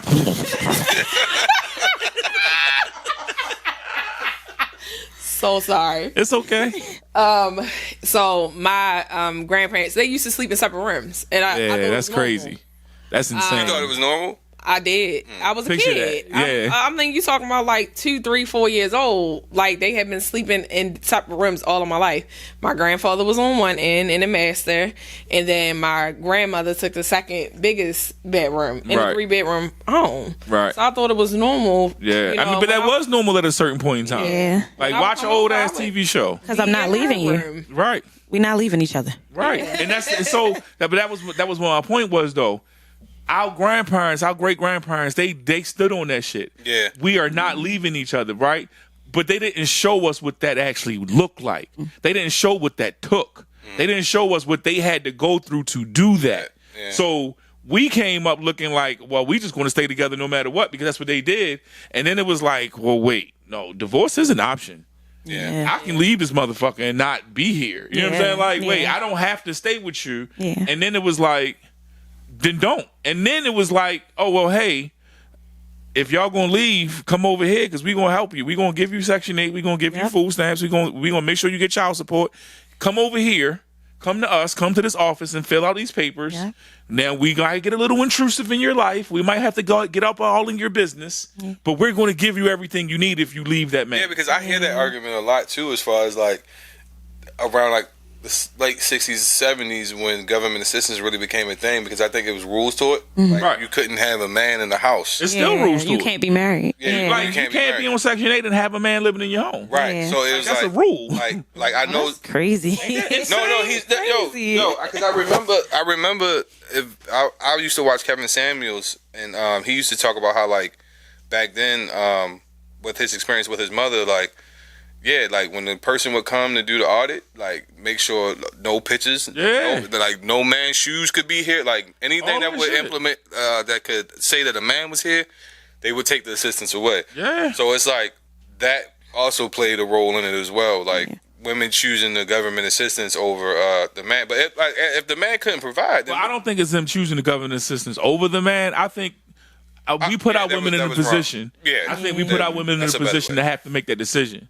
Yeah. All right. Like at the end of the day, this is part of being a leader. You can't be a leader and not take the accountability for the shit that fall apart. Yeah. Under your watch. Yeah. You know what I'm saying? So like, if my family don't work, it's my fault. And no matter what she did. All right. Because unless she just went out and did some erroneous bullshit, I got to make sure that everything I could have possibly done to keep this unit a unit is a unit. You know, and I did everything possible to make that happen. That's what for better or for worse means. All right, that's literally what it means. Like whatever the worst of is, you have to be able to work through to make that shit work. And if it don't work, you can actually put your hands up and say, I tried, and feel good about that. You know what I'm saying? But I think we got away from that. We got away from what families are. We got away from the concept of family units. Our community, the black community in general, got away from being communal. You know what I'm saying? Like we got away just from the unit of things. Yeah. We got away from it. Like and we lost what that looks like. It used to be a time where it was okay for your neighbor to lean on your kids when your kids did some bullshit. Nowadays, my neighbor better not say shit to my kid. Yeah. You know what I'm saying? Yeah. Or Like, the teachers. The teachers could say listen, so. when I went to school, and this is a part, like I'm not telling my age, I'm 44. When I moved to South Carolina when I was 9, and I was in the 4th grade, and I got in trouble in school, and the assistant principal walked into class with a paddle. And I was like, yo, what the fuck you about to do with that? What are we about to play? You about to play a game? Yo, thought he was about to play cricket. What's happening? And she was like, turn around and bend over. Wait, bitch. Me? She was like, wait, take your ass out. Like real shit. And the teacher had to stop her, like, hey, I don't think his mom signed the permission slip that allows you know what I'm saying? He's new here. I don't know if his parents signed the permission slip yet. Yeah. And Miss Wanda Sears, that was the assistant principal, tall, light-skinned, beautiful lady. And she went to her office and she saw I didn't have a permission slip signed. So she called my mother, and my mother had to come to the school, and my mother didn't allow her to beat me, which I think because Miss Sears would zap a nigga. Boy, I didn't see Miss Sears hit her. Man, she done broke skin on the nigga. You know what I'm saying? She done put a paddle to a nigga and broke skin through the clothes. You know how hard you gotta hit somebody with something to break skin through the clothes? Bruh, I done seen Miss Sears do it. But like that was a real thing in school. Like beating kids in school was a real thing. I'm glad we got away from it. You know what I'm saying? Like I really am. Yeah. But my point being, we got away from that part of our community. Like we don't. It's weird to me. It's weird to me because I didn't grow up like that. Yeah. You know what I'm saying? So like now it's like I know all of my neighbors. My wife don't. You feel me? Like, and she on purpose don't know our neighbors. Like she don't want to know our neighbors. I know all of my neighbors. You know what I'm saying? Because I'm the nigga that's gonna go out. Hey, how you doing? Like, that's who I am. You feel me? But that's it. I just think, like I said, I'm agreeing with Reese when it comes to like the community. We need community back. Yeah, but that starts in the house, though. Yeah, absolutely. You can't build the community if the house ain't together. Like you got to build inside your personal community first. Yeah, that's true, and I think like you said earlier, it's just we've gotten away from that. We've allowed other forces to come in and dictate the whole, issue with us as a unit when it comes to man and woman. Yeah. Personally, I think 50-50 conversations, the CIA is behind that shit. Because motherfuckers, like, I grew up, it was like, I help, you help. It could be 80-20. It could be. It might be 80-20 today. It might be 20-80 tomorrow. Yeah, it's like, but we in this. We in this shit. Like, we in this shit. Like, and that. Shout out to my wife, because we in this. You know what I'm saying? Like, y'all know I got sick last November. I haven't worked since November. Right. All right, and I went from paying everything to paying nothing. And we don't argue about money. You know what I'm saying? Like, even still, like, even when it's, and that come with, like, I have to be humble enough to know that she gonna be stressed out some days. You feel me? Because we got this do, that do, this do, that do, and we got savings. I put up enough money where, you feel me? Like, we good, but it's still stressful. You feel me? Like, and I gotta be humble enough to know that she might not have a good day today because 13 things had to happen today. Yeah. You feel me? Like, right now, it's back to school time. My daughter dances pre-professionally. That shit costs $478 a month just for the class. Damn. Nigga. Nigga. She just had dance intensive. All right. Last week was her dance intensive. 1 week of it's like football camp, but it's like dance camp for a week. Right. That shit costs $600 for 4 days. like for 4 days of dance. $600 fucking dollars. And because she's at the pre-professional level, she has to do it. Or she can't be part of it. Yeah. And it's like, all of that shit costs money. You feel me? So it's like, no, I got it. We got it. And she got enough coming in to where what we have we don't feel the loss of the money that go out. You feel me? And I'm going back to work next week. So shit about to be cool. Like, shit about to be back cool. You feel me? But it's like, but you got to be a unit. You got to be locked in with each other. And that takes a whole lot of honesty, a whole lot of communication, a whole lot of understanding, a whole lot of patience. And I'm talking about from both parties, not just from the man. A whole lot of trust. A whole lot of trust. Well, the trust, if you do all of the rest of that shit, the trust should come organically if you do the rest of that shit. Because all of that shit builds the trust. Yeah. You know what I'm saying? All of that shit, the communication, the honesty, the understanding, the compassion, all of that shit builds the trust. Yeah. You feel me? And I think that's the biggest part of relationships that go wrong, because people think you're just supposed to wake up and trust a motherfucker. It don't work like that. Right. Yeah. That shit is built. You build trust. And anything you build, you have to have a solid foundation for, no matter what the fuck you build. And you learn that shit playing with Legos. Yeah. If you build a house on top of one Lego, that shit's going to fall. And it's going to bust into a million pieces. And it's going to be the hardest thing you ever had to try to put it back together. And that shit's a metaphor for life. If you don't have a solid foundation, when the shit fall apart, you ain't going to know how to put it back together. Because you back to one fucking Lego. You know what I'm saying? Yeah, that's like a big one. How much time we got, T? 10 minutes. Hey. Oh, okay. So we can get into this. Yeah, let's roll. Let's keep it pushing. All right. Our next topic. Yeah. So I saw this again on TikTok. I'm sorry, guys. I'm about to get a sound effect that say "as seen" on TikTok. Hey, I'll do the voice. So the prompt was, what is the difference between tricking and providing? Ooh. And then that led to a conversation of simp behavior. I despise that word. What, simp? Yes. Why? I despise where it's at. Oh, okay. Yeah. I despise where it's at, because Really? niggas be simping. All right, niggas be simping, and my. So hold on. Go ahead. Play the because I realized I got it from the conversation that Sierra was having at the Breakfast Club. So it's after number 3, and she talks about how people said Russell Wilson was corny and a simp. Yeah, I hate that. I do too. I hate that. Because if you're tricking, you're tricking. If you're going trick, you're going trick. Yeah, you going trick. If you got it like that, you're going trick. And it cuts out all the bullshit in between. If you're tricking. How I feel, so don't take it from me. No, when you hear people say he's so funny because he be over there waiting like, just waiting. No. Not to be rude. Let me mess this up. No, what you want to ask people me? say Russell Wilson is corny, what's your honest reaction? Oh my gosh, that I don't have to even reply to that, because you know, like, and I ain't gonna lie, I fed into that. Why would I even respond to that? You know what I'm saying? Like, I know what I know, and that's all that matters. But he is the most amazing human being you could know. The smartest, most intelligent black man Yes. that I have ever known. Doesn't bother him though. Doesn't bother him because I feel like he nah. gets it because he takes care of his wife. And we've had conversations up here as men saying like, I don't understand why why he gets called a simp. Well, I think it depends on who's. Wait. It's crazy. Wait. Who's the man saying it? That part. Well, Channing Crowder said it once. No, we ain't gonna call no names. She wasn't saying names. No. What kind of guy is I'm saying not it? gonna go down this. I like how you did that. Yeah, that was cool. That was fire. But I fed into that belief too early on when Sierra got with Russell, and then I thought about it. I'm like, I just laughed at Future.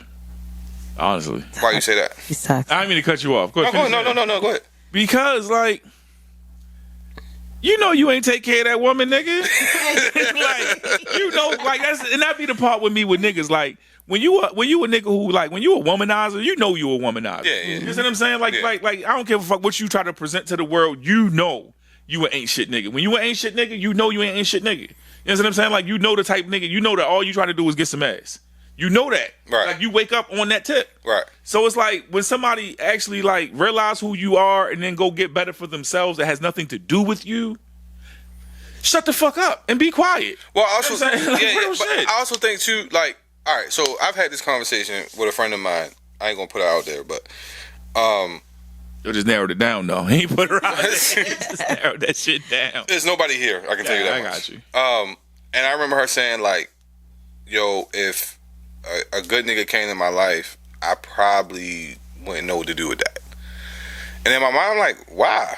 And she was like, because I'm so used to the roller coaster of a relationship that anything that's just like this It's not fun. is not fun. Yeah. And I was like, what the fuck? Well, that's trauma, yo. Like, people, that's what trauma do. Trauma teaches you how to thrive through chaos. All right, that's what trauma does. Trauma doesn't tell you, get the fuck out the chaos. Trauma don't say, get off the roller coaster. Trauma says, get comfortable on this roller coaster and be comfortable on this roller coaster. All right, and through this trauma, you're going to learn how to be comfortable on this roller coaster. Right. All right, you got to go through this shit and then, like, go get some professional help. Right. To understand that you got to get the fuck off the roller coaster.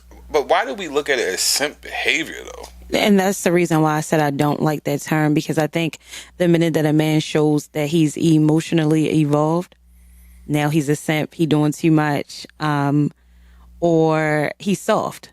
Right. That's why I sound like that is why the men do not like expressing their love for women in public, because their friends have clowned them for that. But you're a clown for even insinuating that a woman should not be treated like a woman. You feel me? Like a queen. Like, it's just sickening. Like, and that is why the relationships and dating looks like this now. Yeah. Because of that. I can't imagine dating now. I'm so thankful for my wife, man. I can't imagine being outside. Because I just outside look insane. Because again, to go back to because I'm like, all right, he taking care of everything. Right. He love his wife. Right. You know what I'm saying? He's not the most. I think the problem that we have too is that we equate swag to us. Like, swag is like a weird thing with us in our community, right? Because if I'm saying this right, Russell is more like a kind of clean cut type of individual. Yeah, he Oreo. Right. So it's like, but why is that bad? I don't think it's bad. No.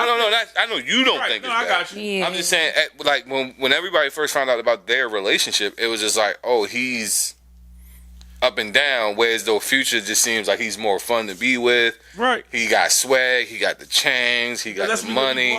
Because we normalized the bad boy tag. It's the... You had a bad boy phase? What? Yeah. It's called the hood nigga phase. Hey, you had a bad boy phase? No. I did. It was terrible. I date men that come from two-parent households. Hey, yo. You know what, T? Hey, yo. Look bad No. Hey, yo. It has nothing to do with you. No. You asked that question at the door, like, hey, do you have both of your parents? But you should. See, the thing about the bad boy or the hood nigga phase is, like, it looks fun. Right. It looks fun because you're getting the money. Right. He pulling up, paying the tab. And then, like, he's just, he's good to have. Is it a level of confidence that you more attracted to? Yeah, because, and I'm honest, I'm a county girl. Right. They loved us. Like, it was like a real, we was green. We were green. We didn't know that I needed you to do this for me in order for you to get this. The girls who are seasoned, they knew. So they didn't get caught up in that type of stuff. I think that the women at this point, they don't want the good guy. He's too good. Oh yeah, most definitely. They don't want the good guy. Yo, I had a homegirl. I remember Until they washed up. Yeah. They wait till later. I had a homegirl. Shout out to, I'm not gonna say her name, but she watched this. She supports. She gonna know I'm talking about her. I'll probably get a phone call about this. She was dating. We called him Louis Bag, and then she had what's the niggas that deliver the mail? The post office? We called him a post office. Okay. And I remember she came to work and she was like, "Yeah, I'm done with post office." I'm like, "Why?" She's like, "I mean, LB, he just so, he's so braggadocious and he just gets shit done, and everything is so spontaneous." And I'm like, "Cause that nigga's in the street. He got street money, so of course he can do everything spontaneous." Whereas that nigga just hit a lick today. Yeah, like postal man, he gotta plan shit out. He got a paycheck every 2 weeks. Yeah, it's like he gotta plan that shit out. But I just be thinking like, so you went, and then, but it also came to it also is a deeper issue there, because it's like you're also familiar with LB, right? You know what I'm saying? Because even with you, when you go from one bad boy to the next, you know what to expect. Yeah. Even if you think emotionally you're not going to add to the situation, you also know how to reserve yourself. Yeah. So when shit don't sound right, it just don't sound right. So if he be like, yeah, I'm at the studio, yeah, my phone died, yeah, I'm shooting dice, I'm gonna call you back, right? Now you all up in arms and shit. You know what I'm saying? But when the cool nigga doing something that you're unfamiliar with, you get afraid of that. Yeah. Because you know what to expect with the bad boy, but the good guy is like, I can't predict this. Yeah. I don't know what to do with this. You know what I'm saying? I can predict it. Flowers opening my doors. It's nothing about a hood nigga that has ever made me attracted. The vernacular. That's crazy coming from East Baltimore. I'm sorry. Go ahead. Like none of that shit. That shit like none of them niggas from over there. No, I definitely agree. That shit ain't never been, and maybe because I'm from the hood. Like, right. I guess that's really not. I mean, because it's hood bitches that like hood niggas. That shit just ain't never been. That ain't for you. Me. I feel that. I don't want to be. My homegirls always talking about putting money on a. I wish the fuck I would pay for a fucking phone card, for a prepaid card for a motherfucker to call me from jail. I'm not doing that shit. Nah, that shit ain't never been for me. Never go to jail, niggas. Don't never go to jail. Don't, because I ain't holding shit down. I agree with T. I ain't putting no money on no bus. It was for our family. Hold on. So if a nigga been taking care of you on some hood shit, he shouldn't go to jail. If he but if he go to jail and he been taking care of you ain't putting no money on his books? No, I ain't gonna lie. That's when I like roll. I've never. You know what? I'm gonna clip this up to show all you niggas out there. I don't care. Maybe I really haven't experienced a hood nigga, because I think I bailed out before that point. Okay. My mom. So you ain't never had your door kicked in or nothing like that? No. Oh yeah, you wasn't. Yeah, you wasn't in. She wasn't in it. No, she wasn't. But you know what? It was just like a. I was 21. 21, and it just seemed good. Like at that time, I feel you. You're getting locked up. I have to go. I ain't mad at that. I'm not mad go. At that. I mean, I know some people who, you know what I'm saying, who feel that way. Like I definitely get it. Yeah, I definitely get it. I put money on niggas' books now. That's because they my niggas. Yeah, that's different. I mean, that's different. That's different. But we be right back. We're gonna take a quick break and we're gonna come right back. Bag getter, had to get it back 'cause I was Porsche. What you think? I was just gonna sit back and let him play my bag, huh? What you think? All those trials I faced would have held me back, huh? What you think? Shout out to Bree. Shout out to Bree. All right, y'all, we back. We're gonna continue this conversation. We were talking about Russell Wilson and him, being a simp. I don't think he's a simp. Some men think he's a simp. I don't know. I be feeling like niggas be trying to be too masculine. Like, I think there's a toxic version of masculinity out there. Oh, absolutely. And I think that's what niggas be trying to be. I don't know why. Like, I heard a nigga today in the prompt. I was in the, I told you, sorry. I was in a TikTok live. This nigga stay. He was like, yeah, my bitches get with the program. They know what it is. I said, yo. Show me the bitches. That's exactly what this one lady said. She was like, bitches probably bumpy as fuck. It's almost like them niggas. What's them relationships called that the niggas like to be in? The poly. Yeah, they never look good. Man. Yo, listen. They never look good. Listen, no, hold on. Go ahead. Hold on. I'm a bartender. All right, you know, I'm a bartender at a very busy place, at a very large busy place. Right. I got this couple that comes down there. It's a husband and he got 2 wives, and he come down there like he is the shit. All right, he come in this motherfucker like he is the man, and them bitches are combined 3. Okay, they move like Voltron. Oh my God, they look like Voltron. Yo, listen, and I'm not a body shaming nigga. I don't do that. Like I'm not the person that's like, look at that big bitch. Like, no, but nigga. They never look good. Oh my God, he come through like y'all niggas want to be me. Oh shit. No sir. No sir. No, I don't want no parts of your life, brother. You don't look like you're enjoying yourself. Like, that shit don't look fun. Of ethnicity. Oh, they black as fuck. Okay. Like they niggas. Like they niggas. They walk around with unks on. Niggas. Like, they are niggas. Oh. They are niggas. And they content creators. For real? Oh shit. What is the page? Oh, tell niggas the page. I'll tell you off. Okay. I want to see. I'm not trying to shame nobody, man, but they. No, we need to bring back shaming, bro. Oh my God. Bring back shame. Please bring back shame. We need to bring back shame, bro. Please bring. That's what made me think about Games of Thrones earlier when you said something. And he said like, shame. Shame. No, I ain't see it yet. I know. It's one scene on there where they No, you gotta let her see that shit. That's why I ain't even gonna tell her because she ain't gonna see it coming. And she gonna bust out as soon as she. It's one scene where they show that shame shit, and it's really like a bitch walking through the crowd. She's walking through the city naked. Oh my God! All right, naked, butt ass naked with no titties out, on. everything. And she is walking through not the hood. She's walking through the entire city. And everybody in the city is outside. And they didn't cut her hair. Shame. Through every street. Shame. Like, through every street. Shame. I ain't never seen nothing like it. I was like, yo, if we did that, a lot of shit wouldn't happen. Hey, yo, I was just thinking that. I said, yo, that should be a part of your, like when you get locked up, that should be a part of that shit. My God, yo. It's walking through the streets. This is just shit. It was shut lettuce and tomatoes. We gonna shut down the whole. Niggas say he threw a Subway sandwich at me. That bitch threw a live chicken at this bitch. Chicken was still alive. She hit him with the shame. God damn. It's like, y'all niggas are ruthless. No, real facts. We should bring that back. Like, we should just shut we should call it Shame Day. The whole city shut down. The whole city shut down. We all go outside. Yeah, nah, that's real shit. They just bring the person through. We just be like, yeah, shame.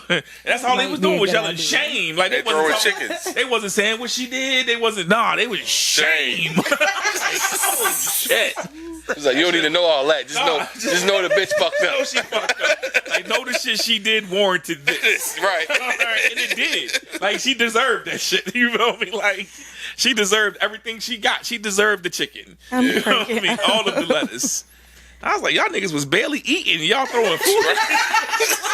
Y'all niggas was dumb. Niggas threw their last chicken. Niggas like, yo, you going to the Shane party? Absolutely. I ain't eating all week for this shit. Nigga, I saved up all of my food this week. This bitch about to get the smorgasbord. I saved up everything. Everything. I even got to do fit for this. All of the prunes. Yo, I tell you, when that part come up, you are going to come back to I'm telling you now. She is going to, you're going to bust out laughing. It's like, could you imagine that shit happening in Baltimore? No, it really is the term, like, the whole term walk of shame. It's where it came from. Like, it's where it came from. Because it's literally that. Like, I was like, this is what they was doing in 1500s? Shit. Why bring that back? Hey, yo, speaking of 1500s, she told me not to say this, and I'm not going to say it, so I'm not going to say it. You got to say it now. All right. Again. He wanted to say that shit. He was just looking for the green light. Right. She told me not to say it. And my TikTok journey. At this point, it's a journey. It's a journey. It is a journey. It's an adventure. It is. Rabbit hole. This dude said, and I've heard Kevin Samuel say this. He said that we as men allow the safety of women. What the fuck does that mean? Meaning, like, if we ever came to the conclusion that we wanted to take shit back to those time periods. Oh, you mean actual physical safety? Yes. Okay. You know, we could, and women probably couldn't do nothing about it. And I agree to an extent. Like, there would be resistance. But, and then... Nigga, these chicks outside up and shit. That's why I said, I said that's why I said there will be resistance. I'm not saying... That's why I laugh. I looked at you. Listen. My shit is on my nightstand. What? Right. Talking about. Hey. So there will be resistance. That's But scary. That's dark waters. But then I thought even deeper, and I'm like, when I did the numbers, you know, it's only 40 million of us. Right. And there's 500 million of them. Nigga, So that's if like they ever 100 versus decide, the like, you gorilla, know nigga. what? If they ever decide, maybe we should make them niggas slaves again. Oh, listen. It might be a rap. Like, Don't sound too bad. I don't know. I'm just saying. real shit though, like. What, being a slave? Did you say it don't sound too bad? No, for y'all to be them, Right. to be the slaves. No, I For the mean, men. oh, nah. He's talking about white people. Oh hell! I'm telling you right now, if that ever happened again, I'm getting my look back for real for the ancestors. They're going to be dead. I'm telling you, if that shit happen again, I'm gonna die early. Yeah, most because of us probably. I am going to fight. Early, Like, yeah, I'm fighting. I'm fighting from the door. Well, prayerfully, we see it coming because I'll be on the next flight the fuck out, and my passport will be stamped. So Yeah. niggas in the U.S. will be enslaved. What? I'm gonna be in the U.K. Get your having the passport time straight of if y'all my ain't got your passport straight, please, yo. I just sent my shit off to life. get Telling renewed. everybody that. I Get just your sent my shit passport. off to get renewed. Because I feel like My shit expire in October. the thought process right now with this administration is fucking wicked. It's very Yeah, scary. no, it is, and that's the like. That's a whole nother rabbit hole. Man. Yeah, we not about to do That that. part. If y'all don't believe that they'll do that shit to you, look at what they doing to the Hispanics. All right, look at. Oh, I think everything is a test run. I think we in test run. This is Absolutely. what they call it, like beta. beta. Yeah, we in the beta version. This is a beta version. We'll see how that shit look over We there. didn't get iOS 18 yet. Oh, hell. But anyway, I just thought that was an interesting take because I thought, like, yo, he kind of got a point because at some point in life we said this is wrong, we shouldn't do this. But the moment that niggas have a change of heart, shit might get funky. So it's a show about that shit. You ever Handmaid's Tale? I never It seen was a book. It's a book. Heard about It was a Is book. that the shit where the women wear like the red with Red, the white? yeah. Okay. So that shit crazy. Like that shit. It's one of them shows. It's hard for me to watch it because it's all drama. Like 97% of it is just a bunch of emotional drama shit. It do have a lot of action sequences once you get up into like seasons 2 and 3. But like the premise of the show is just that there was a civil war. A certain group took over, and they went back to like colonialism. Not in the sense of having slaves, but women were literally for the purpose of breeding. All right, like they walked around in red gold, and they were handmaids. What's called the Handmaid's Tale. They walked around with red robes. Certain women wore white. The whites were more servant based. The red were you were here for the sexual exploits of these men and for the purpose of bearing their children. All right, but it turned into they turned into like sex slaves essentially. It's like trafficking. Right. But they wasn't calling it that because the women actually lived in their home. So like hypothetically, you and T married, right? And y'all want to have a kid so that she doesn't go through the burdens of labor and childbirth. You get her pregnant, and she goes through it. But she watches you have sex with her, and she's a part of the process. Like she's there holding her. Like it's almost some threesome shit. That's weird. All right, but you're not having sex with her. Right. You're having sex with her. Right. And you're not supposed to be enjoying it. The fuck? Right. You're supposed to be there to get her pregnant. And she's supposed to be there to be a part of the experience. And that's what the entire show is based around. The lady has a kid. Is a weird ass show. Oh, that shit crazy. That shit crazy. The book was like You read the book? Yeah, I'm a reader, yo. Yeah, good shit. No, good The shit. book Great was shit. very detailed, Yeah. and then the show came out, and it was like, this crazy. So it was definitely. I'm good on that show. Yeah, no, it's hey, listen, we ain't far from that shit.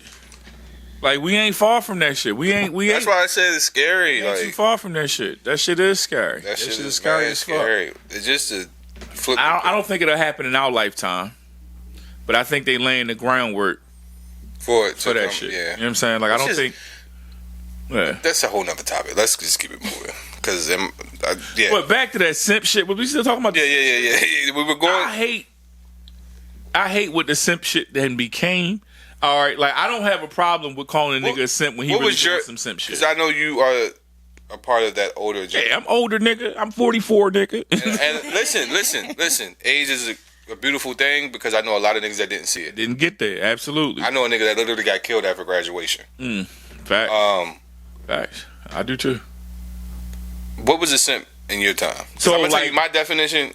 So like when I was in my early adulthood and I was just understanding what like dating as an adult looked like and all of that shit, the simp nigga was the nigga who would sacrifice his personal pride. He would be okay with looking like whatever he wanted to look like just for the sake. He would do anything and everything against any form of morality just to get some ass. All right, like he would literally dirty Mac, like he would talk bad shit about his homeboy. He would step all over whoever just to get whoever. I like your, because I'm gonna tell you mine. I like your definition. You know what I'm saying? Like that's what simping was to me. Okay. All right, simping wasn't just taking care of your girl or taking care of your stepkid when the father not. You know what I'm saying? That shit wasn't with like that wasn't simping. Simping was, nigga, you will go outside and you'll put them shiny pants on when you don't like those shiny pants. But you'll wear those shiny pants because you think she gonna like them shiny pants. You'll sacrifice parts of your self-worth to get some ass. That's what simping was. Okay. So what it became, I don't like. But I don't have a problem telling a nigga he is simp. What was your definition of it? Similar to you, I think a simp for me is a man who is more of a yes man, and it's the same. It's the same definition. So someone that is somewhat similar. Go ahead. Yeah, I think that's really. I think when we talk about simping, it's more of less of what you want and more of what that person wants. So that ultimately you're not happy, but you're going to portray an image that you are just for the needs of that person. Right. I think that's simping. I think it turned into this like a man being overly emotional with simp. Okay. You get what I'm saying? Right. For me, the definition, as I thought I understood it, was more so that you are knowingly doing something, knowing that this person is not going to fuck with you. So in the sense of like she wouldn't fuck with you under normal circumstances. Right. So in my mind, that's what I thought simping was. But you out here doing whatever just for her to fuck with you. Yeah, nah, the same shit. Same shit. Yeah, that's why I said it's kind of. I think I just like the way he explained it more. But it's just like that's what I thought. Because then you start getting into the conversation of tricking, and tricking to me is not bad. Because if you got it, listen.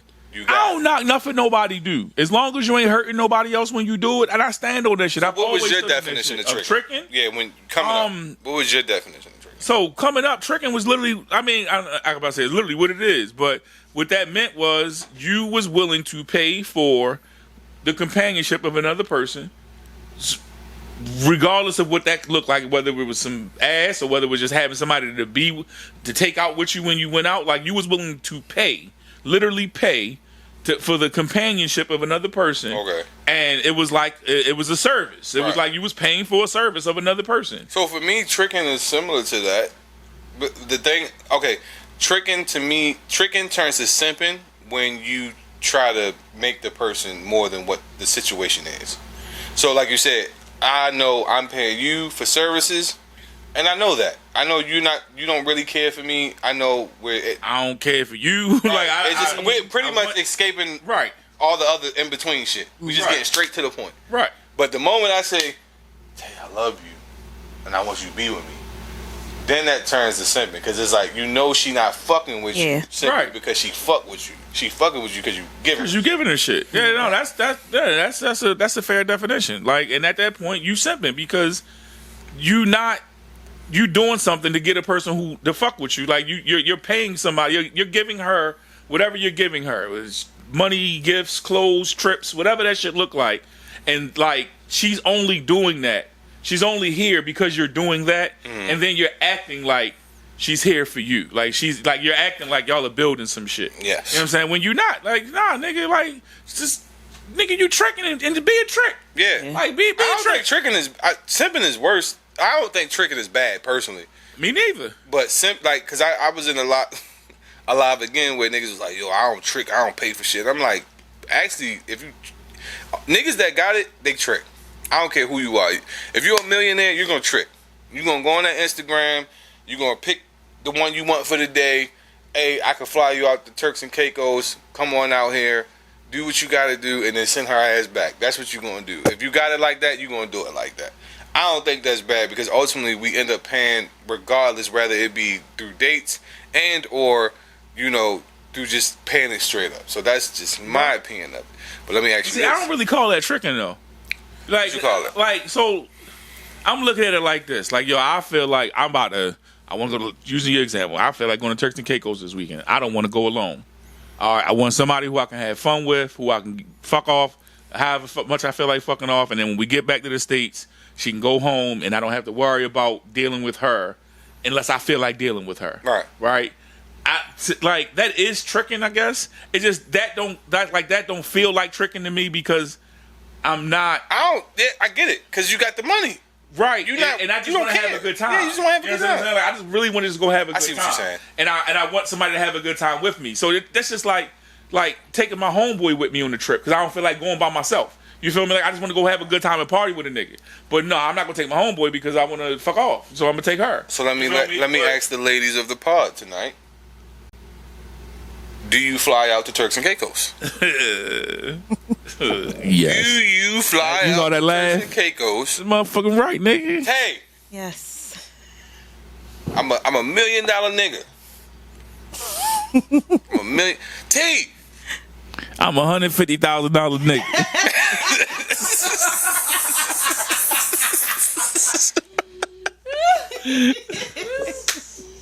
Listen, I'm like, shorty, I got it this week. This weekend, you ain't got to worry about shit. We going to this all inclusive. You coming? You coming? What's up? What's up? Is that a question to me? Yeah, both of y'all. Y'all coming? Yeah. You know what we expected, though. Motherfucking right. You know what we want. Whoa, wait a minute. Hey, well, see? There go the bullshit. You know what we want when you flying out there. Ain't no bullshit. Because first of all, I think that depends on which capacity I'm dealing with this man, which depends on whether or not I'm a fly out and give him ass. Now, and man, you just kicking in, we cool, and you lay this on the table, I'm probably going to ask now, Right. is this transactional? Or you Yeah. expecting ass from this? Yeah. Right. Because if I'm not feeling like giving it up, Right. it's a no for me. Yeah. Okay. I'm gonna have to piggyback off of that because I do think that there's an expectation when you get flown out that you have to fuck, but you don't. You don't. I'm gonna say There's an expectation. there is an expectation, but again, if I'm flying out with somebody in that capacity, and we on something, we're So you saying if it's not on a random, then if there's a relationship there, yeah, okay, I see what you're saying. yeah, Nigga say he gonna fly me out. he's gonna kidnap you. So Nah, that shit sound like trafficking. Yeah, but I feel like all right. So I feel like I got you. I feel like who's your favorite celebrity? Favorite celebrity? I'm Like- yeah. Between you two, who's your favorite celebrity?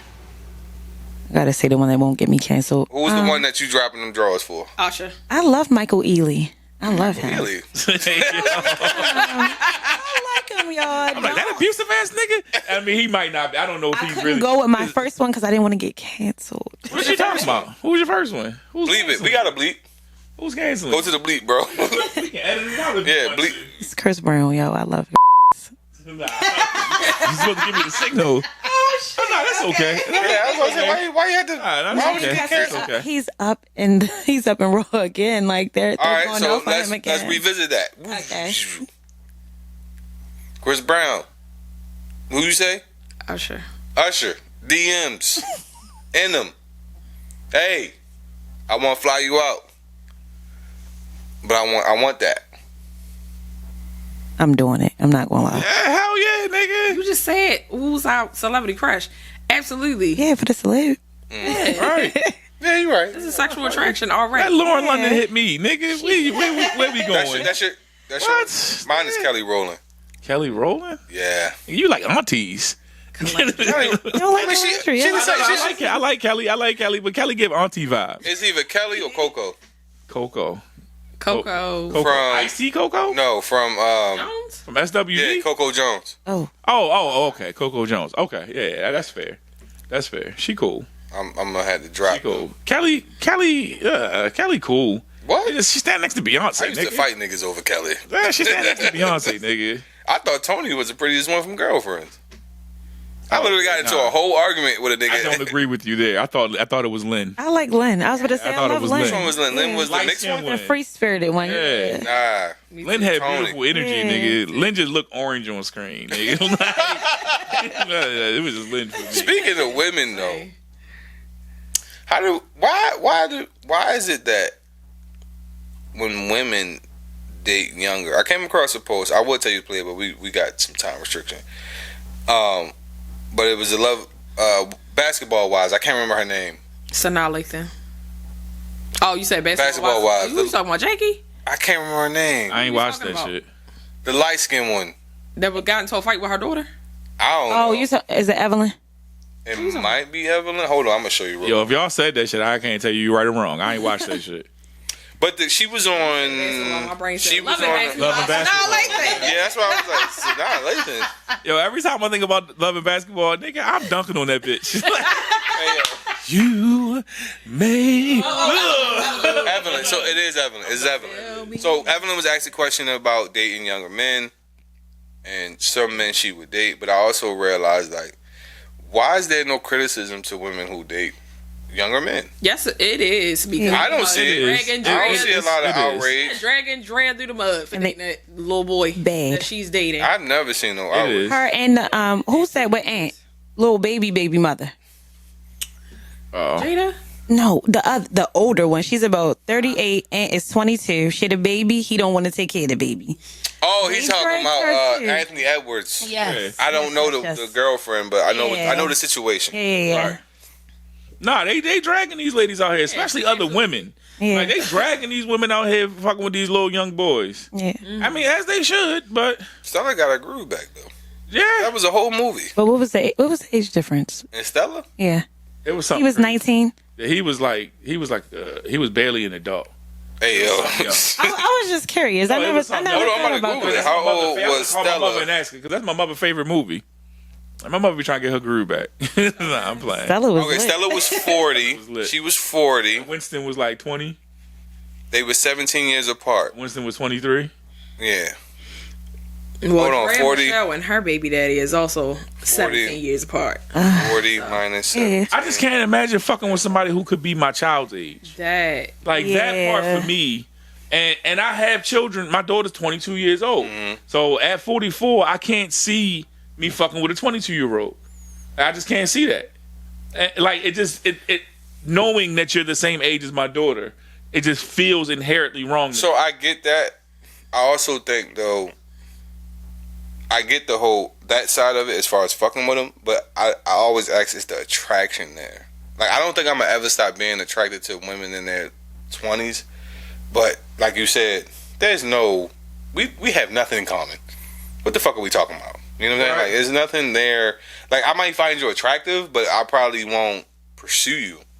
So now I understand what you're saying, but like being a bartender, right? I get from 21 up coming to my bar, and I'm inside of a casino. So everybody gambles and everybody drinks, right? So I'll have a 23-year-old woman come to the bar, and she might look attractive walking up to the bar, but as soon as I hear her talk, and I realize that she's 23 years old, I instantly, you could be one of my children's friends, and all attraction leaves immediately. Now, the physical part, you can't really do nothing about. You don't know how old. I know a motherfucker that's 75 that look 35. I know a motherfucker that's 35 that look 15. I know a motherfucker that's 35 that look 75. You know what I'm saying? So like the physical part of it, you can't control. Is the one that looks 75? Oh, absolutely. Okay, that's what I told. Yeah, absolutely. Oh, they age terribly, bro. Yeah. They age in dog years. Yeah. Like they age terribly, bro. Like they 45-year-old white tee. Yeah. Shit, I just look 60, like easily. But I personally, because I have a daughter that's 22 years old, and I know what she looks like, and she's a full-figured woman, I can't know that you that old and be attracted. It just won't. Like my brain won't allow me to feel that. You know what I'm saying? Like it's not even. It's like a thing. You feel like it's like it's a block. It's a blockage there. Like I get primal it. Thing. Yeah. I don't even have. Because no. again, once I hear the age, it's like. In one of my TikTok joints, the lady brought up. So she was saying how men need to be more disciplined, right? And she had a weird argument about. I'm talking about as far as when it comes to like how they how men sexualize women. We definitely do. But the argument she made as far as having restraint was, why do men have restraint when it comes to children versus adult women? And I'm like, well, my attraction is not to kids. My attraction is to adult women. So naturally, that's where my attraction. That's not to say I have That's not to say I have restraint in a sense. I'm not, because I'm not attracted to that. Like I don't. Why like. And some niggas, trust me, they'll find out a girl 17, 16, and they will still pursue. But I'm just like, my attraction is not to children. So why would I even begin to, like, my discipline is, like, I have discipline, but it's just not there because I'm not attracted to that. So I wouldn't, she was trying to make the argument about men and their discipline. Like, because a man was like, sometimes when I see a woman, a female that I'm interested in, and she's attractive, it does something to my body. Like I act on it, but it might do something to me chemically. And she was like, well, why doesn't nothing happen to you when it comes to children? And he was like, because I'm not attracted to children. Like the argument was stupid, but I just think like when it comes to certain things, when it comes to age, like you said earlier, I have nothing in common with someone that young. Right. Like I think right now, if I had to date someone young, the youngest I probably would go with 28. And I don't even know if I would go that young. I feel that. But hold on, what was your take on this whole thing? T pointed it out. I think women are criticized for dating younger. It is kind of nasty, but then we go back to that narrative, and I know everyone has seen this, where you have the young mom who has the son, and her friends are like, "Oh, he's gonna look good when he get older." Right. It's like that same like weird thing. That's weird to say too. They kind of prey the same way that the men prey on it. The women do it too. Absolutely. Because I've had women, like I've had grown ass women say something about my son, my youngest son. That's weird. It is. And I just be like, that's kind of weird to say about a child. It is. Yeah. You know what I'm saying? Yeah. Like, yes, Elias is a beautiful kid, but why are you? I want to say, like for lack of a better word, fantasizing about what he would look like as he got older. Yeah. Right. And already contemplating in your mind once he gets to a certain age. I'm gonna get at him. That's what they be on. On that note, we're gonna be right back. We're gonna take a quick break. We're gonna be right back. Bag getter, had to get it back 'cause I was poor shit. What you think? I was just gonna sit back and let him play my bag, huh? What you think? All those trials I faced would have held me back, huh? What you think? All right, y'all, we back. We're gonna continue the conversation. So my next question for the ladies of the pod, what would be the youngest that you would date, if you know, given the opportunity? The youngest I would date is maybe 28. And then the oldest I would probably date is maybe 35. Okay. And you 30. Yeah. Because you did say off camera that you're really not that attracted to older men. No, I am not. So you think as you get older, do you think you would stay in that range? Yes. I have a thing with older. It's just I jump into like that no, big I'm saying, as far as when you get older. So that's like you being 45. Are you still going to 7-year range? 5 years up, 2 years down. Yeah. Are you still going to stay in that? Yeah. 5 years up, 2 years down for sure. Okay. No, that's a fair range. T. The youngest I'm dating is 30, and I think the oldest will probably be 45. So for me, looking back in my history, 19, the oldest, not the oldest, 19. One of my first serious relationships. I was 20. She was 25. I was 19. She was 25. The oldest I ever tapped into, I was 29 and she was 45. Okay. So 16 years. 16 years. Okay. It was. That one was weird. I'm not gonna lie. The 45-year-old, that was weird. Because it was like, what the fuck am I doing for you? Right. Like, I didn't, and she wanted something. Y'all was fucking. No, she wanted it to turn into, like, that's what it was supposed to be. But then it got weird. It got weird because she was looking for more. Yeah. I feel that. But I was like, I ain't got nothing to offer you. I'm 29. Now, I don't think I've ever. Yeah, my wife, I got her about 6 years. But that's not bad. I don't think I've ever gone greater. So before marriage, what was the youngest you dated? That's what I'm thinking. I'm thinking that 6-year gap was the biggest gap I'd ever. Because I was 30 when I met her. Okay. And she was 23. I didn't know she was 23. We worked together. I didn't know she was 23. I have a funny story about that. I think I've told it on this pod before, though. She was about to turn 24. I was about to turn 30. I was 29 when I met her. Okay. I was turning 30 that summer. I met her like in April. So I turned 30 that summer. She turned 24 that September. But I think that 6-year gap was the largest as far as youngest goes. Now, when I've been involved with women that was way older, but I've never been in a relationship with a woman who was way older. Like, I've never had nothing serious with a person that was more than 3 or 4 years older than me. Okay. Yeah, I think my oldest relationship with a person, she was like 4 years older than me. Have y'all already dated younger? I have. What was your experience like? It was fun. Really? Yeah, it was fun I hear until. that from all women who date younger. Yeah, it was fun until it wasn't. I think. My shit was a headache. But go ahead. Yeah, it was fun until it wasn't. I think after a while, especially dating with a kid, it wasn't going to be anything of substance. It was just fun. How old was he? Child. You don't gotta say it. No, I'm okay with it. I'm all right. We real. I was 25. He was 19. So I did. Now with these kids. I did. It was fun, and then it got to a point where he took me home, and Mom was like, "Bitch, what the fuck you doing here?" Yeah, it was like, what the fuck? As a parent, I see that now. And at the time, I'm like, he tricking. He young. He don't know no better. But as we, time went on, and this was a relationship, y'all. Oh wow. Okay. Did you feel like, I don't want to say it like that. Nah, Was you arguing with a kid? No, not that. Well, I'm asking. It's the same shit they do with us when we say, not when we say, but when we date younger. It's always that same argument that the reason why we date younger is to be able to manipulate. That's the I hear that when they come up, that's really good. I mothered him. I didn't mean to, but it came across that. So I did end up arguing with a kid, and after a while, I'm like, yo. What am I doing with this little boy? He can't even buy me no damn drinks. But it was so fun, and at the time, it was a narrative of like, yo, the niggas at my age, they get on my nerves. Right. Can't do nothing. I ain't doing nothing. Trying to do something different. It was like, yeah. Yeah, and so, I paid the price, honey. Yeah. He got with a 25-year-old and was like, oh, I could pull any bitch I want. So at that point, it was like, we gotta go. So yeah.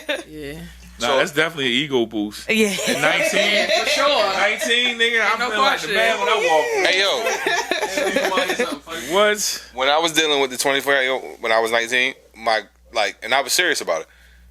She met my grandmother, and my grandmother was like, "Do you have a man in jail or something?" Yeah, that's funny as shit. Like, she was like, "Why are you messing with a 19-year-old?" Yeah. Grandma don't want that answer. No, Grandma don't want that answer. She probably didn't at the time. Grandma know why. Grandma know why. Is What? cracking my back. What? That's why. And she's like, have you ever? Hey, yo, she would have said that. That would have been crazy. Now listen here, Grandma. Oh, shit. Nah, that's hilarious, actually. Yeah, that is hilarious. That's hilarious, actually. Where we at? Now we moving on to. Where we at? All right, we about to get deep, y'all. This is about to be a deep segment. Dun dun dun. We got a dun dun dun button? Nope, I don't. Damn. I don't. We need a dun dun dun. So, I realize this shit. I'm figuring out why this do that. But that's a whole nother. I'm sorry. That's my ADHD. No, you good. You good. Amanda Seales. Shout out to you, Amanda. Yeah, shout out to you, Amanda. She just had an episode on Jubilee. I think it was One Radical versus 20. So have you watched? I watched that series. Yeah, Surrounded? I'm hip. That Yeah, Surrounded shit is dope, yo. I think my first time watching it was with the white boy Neil. It was 20. It was 1 versus 20 one liberal versus 20 conservative. Okay, yeah. But I was already hip to Jubilee because they used to do the thing where they would do like millionaires talk to poor people. Yeah. No, that's it was good for it. It was good for that shit. Millionaires talk to poor people type shit. So yeah, they was good for that. They would put 6 niggas in the room, 3 of them like this, 3 of them like that. Yeah. And they would ask a question, and then people would walk up, and then they would debate. But that Amanda Seales Surrounded shit. That shit was it was crazy to me. Like watching 20 black conservatives in the positions. Like a couple of them people, a couple of them dudes. I understood where they was coming from. Yeah. A couple of them, right? I not agreeing with them, but I understood why their position was what it was. Yeah. But it just amazes me when people act like racism doesn't exist. Like when people act like systemic oppression isn't a real thing, right? That type of shit, it literally is like a mind fuck to me. Like it blows my mind. Like where have you been for the last however long you've been alive? That you don't understand, even if you don't like ascribe to it. Like even if you don't walk around pointing it out every day. Right? Even if you act like it doesn't impact you on a daily basis. Where do you get off coming from a position that it doesn't exist? And it's not real. So what I'm gonna say is this, and I shout out to my best friend D. I love you, D. We probably gonna bring on her at some point in time. Yeah. You met her at the 50. Yeah, I know D. Yeah. We've had this conversation, and I remember telling her twice at this point. Yeah, she has. She's at the party. What party? Keon party. Wasn't she at Keon party? No, she wasn't there. She wasn't there? No. We'll talk about that off camera. Okay. But I remember me and D was talking. We were talking about Lil Wayne for some strange reason. I think we were talking about what he said about BLM. Or remember that comment he had where he was like, you know, I'm not around that. Right. And I was like, sometimes niggas don't. Sometimes because you in a successful place, you may not even know that racism is happening to you. Right. So the example I used is, you might have signed a deal as Lil Wayne for $15 million, but in that office they know they making like $50 million off of you. And because they don't like you and you black, they're not gonna.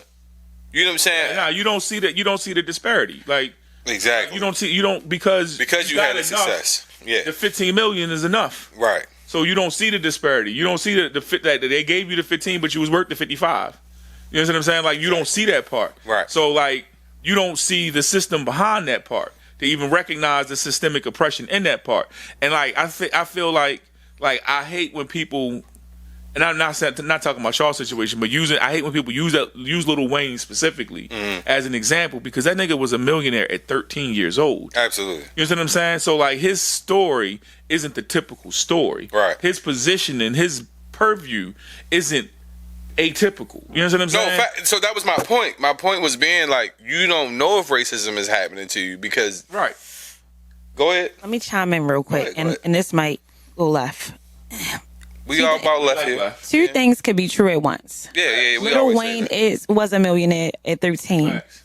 but I'm gonna chime in with the documentary on Hurricane Katrina. Right. We saw racism happen right then and there, and he was upset about that. He made so many comments about that. So his comment was so ignorant. Facts. And I do think that when you have reached a certain level of stardom, yes, they do. Success. I'm sorry. No, you good.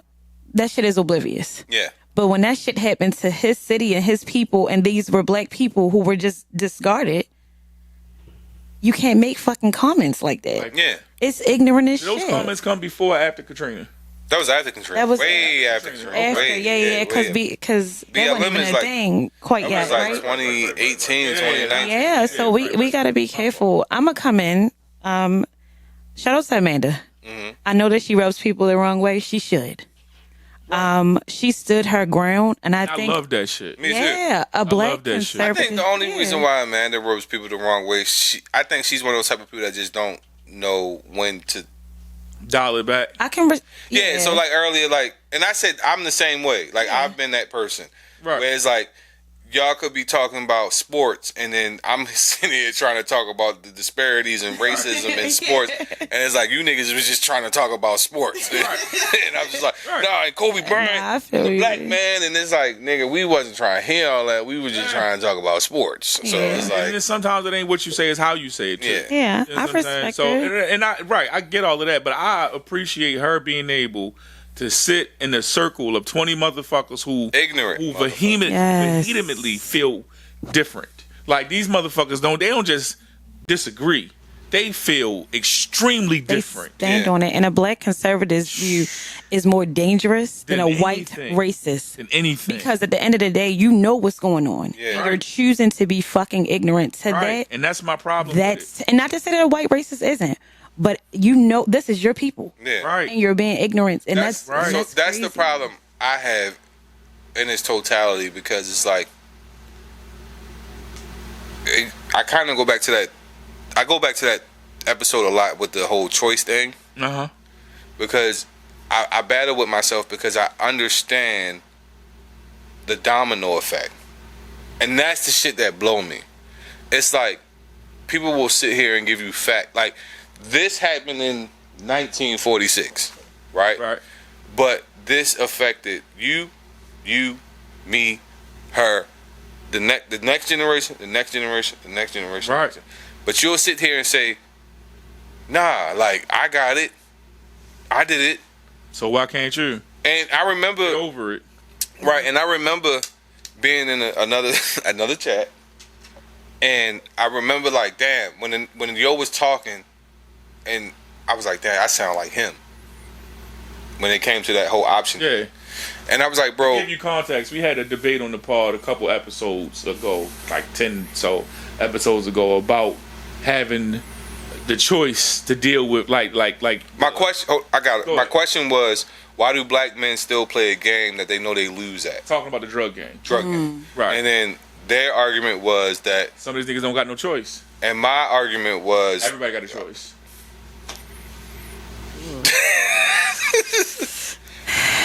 but I feel like if you expose to the idea of choices, then you have a choice. Right. If you don't, That was my argument. That was his Everybody's not exposed to the fact that they have options. right.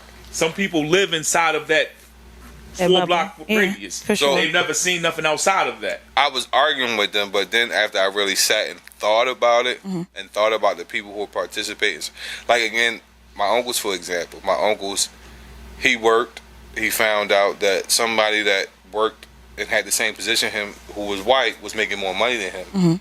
He felt like he didn't have an option. He was like, yo, I'm doing what you're telling me to do Right. as a civilian, and it's still not working. So what option do I have at this point? Right. So that's, again, back to Reese's point. But the thing that I realized too with black conservatives is that they negate the history. Yeah. They don't understand the domino effect. That part. And that's the And shit that's that blows That's the shit that Yeah. blows the fuck out of me, because the shit that happened to your great grandmother impacted you. Exactly. All right, because she Yeah. passed some part of that got passed down to your grandmother, which got passed down to your mother, and that got passed down to you. And like, so to act like that part don't exist, to act like that these other people, granted, nobody walking this earth today did that, right? But their grandparents did that. Their great grandparents did that. Their great greats did that. In the same way that the trauma got handed down to us, the other side of that trauma got handed down to them. So I know for a fact there are white people still driving around calling black people niggers. And they do it with hate and with malice. Absolutely. All right, I know that for a fact. You don't have to go far to see And that. you was in South Carolina. I grew up, from 9 to 16, I was in South Carolina. So I can only imagine. Bruh, I lived in a town where the KKK still marched. All right, like in real life, they still marched once a year. They had a festival once a year, and it was not a carnival. I know, real shit. That is so scary. Listen, like, scary real. is an understatement. That shit is scary. Scary is an understatement. And like I moved there when I was 9, and I already knew different. You feel what I'm saying? Like the people who lived there, like my friends who I made, that was their normal. You know what I'm saying? Like that was their normal. Yeah. So I came from a city where we ain't dealt with inherent racism, like up in your face racism, in a long time. Yeah. We got closet racism. All right, and I go to where the racism is paraded down the street, and it's like, yo, y'all niggas, y'all okay with this shit? Like, nigga, I'm from Ricerstown and Garrison. Like, I'm from Garrison and Fairfax. We'd have been outside sparking some shit. Like, this shit would not go down like this. But it was okay. The black people, and like, we went to the festival. We just partied down that side of the block, and they partied down that side of the block, and it was okay. Like that shit's weird to me. We could never get over that though. So to say get over it, it's insane. How could you get over it when it's still prevalent? How can you get over when you act like it didn't, like when you try to act like it didn't happen? Yeah. Not even just that, but like you just said, it's still prevalent. That's what I'm saying. It's dressed different. Yeah, I just seen a story maybe like a month ago where the house appraisal shit. Mm-hmm. Where the person was like, yo, I had somebody come appraise my house, it was $250. Yeah. But then when I had a white person mail my shit like $1 million. Yeah. Real shit. Like, why is that? That's different. Nigga, that's redlining is real. We just saw in Texas, all of the motherfucking state legislators from Texas, they fled the state. All right, they fled the state. It's a woman. It's a Texas legislator, a black woman. I can't remember her name right now. But they told them they had to come back under penalty of some type of federal mandate, that they was facing federal charges if they didn't come back because they had a sworn duty to their state as state legislators. And when they brought them back to the state legislation building, and they had them in their caucus floor and told them, if you want to leave, you have to sign this permission slip that is going to allow the police to literally monitor all of your activity, all of your comings and goings, because you can't leave the state again until we get done with this legislation that we trying to get done. The legislation y'all ran from, we're going to finish this. And you can't go anywhere without a police escort and surveillance until we finish this. This is the only way you can leave this building. So that lady stayed in that building. All right, she stayed in that building. And the bullshit behind it is when the legislation went to the floor and they having their open debate and it was her turn to speak, she had a hard time speaking. She had a hard time arguing her point. She had a hard time defending her position. And it's because she haven't slept in days. She's been sleeping in the chair all for the last 2 weeks. So she's sleeping in hour increments, 2-hour increments. She's eating vending machine food. You understand what I'm saying? Like, and it got to the point where other legislators who signed the paper came back and tore that paper up and then sat next to her in solidarity. But they already signed the paper, so they still being surveilled. You know what I'm saying? So it got to that point where they can't go to the bathroom without having a police officer following them to the bathroom.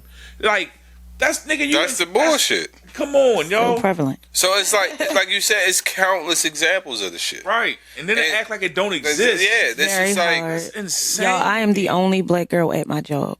For real? For real? Yes. That's crazy. Do you know, and I just want people to understand, I remember one of my coworkers, politics and religion has always been one of those things we don't touch. I perked up for They this. touch it. She came over to me and she said, Trump had just got into office. Somber day. People were taking off. Right. I did not take off. I ain't had no more PTO. Long story short, she came up to me and she said, I'm just happy that he won. So because of the abortion laws. Because that is the number one killer in the black community is what she said. But if she looked up the statistics, she would have known that white women get more abortions than we do. Yeah. Right. But this is what I have to deal with at work, or the constant me changing my hair. And it's like, is that your real hair? Oh, I like that. Microaggressions. You know what I mean? Yeah. That's what you dealt with at your last job. It is so, and the thing about it is, unfortunately, we have a very difficult job market. So I would love to just jump out there and be like, fuck this job. Fuck this shit. But this is where they kind of corner you as like, you need your job. You get what I'm saying? Stability is I go to work every day, and before I go in, I'm like, God, please. Because one of these days, the ashwagandha is going to wear off. You know what I'm saying? But it's so prevalent. So for those people to sit on that particular podcast or interview and try to say, get the fuck over it, or give this thing where it's like, it's not happening to me.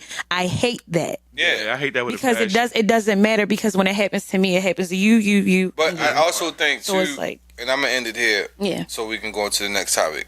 My thing is, you're so closed-minded, you wouldn't even know if it's happening to you. Yeah. Because your mind is closed, and I get it. That's perspective. You get what I'm saying? Like, I'm gonna take the good with the bad type of ideology, but it's like, again, to my point with the Lil Wayne thing, it was like you said earlier, you happy with the 15, right? Yeah. No, but your worth is 55. You're worth the 55, but you happy with the 15.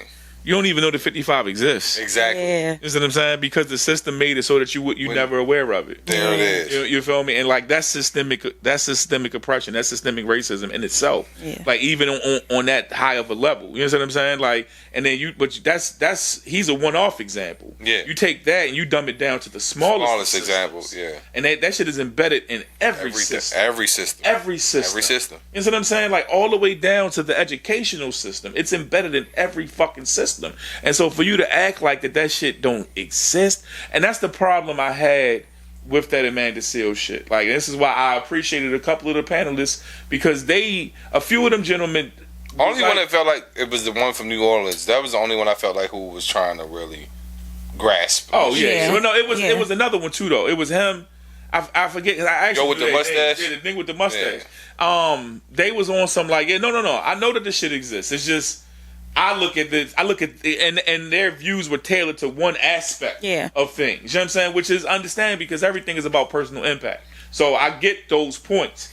But it was the other 18 motherfuckers up there who acting like... Yeah, and if it's 18 of them, it's 20 more. It's That's 20 more of them, it's 30 more of them. Yeah, for shit. sure. For every one of them is 20 more of that one. You feel me? Like nah. Yeah.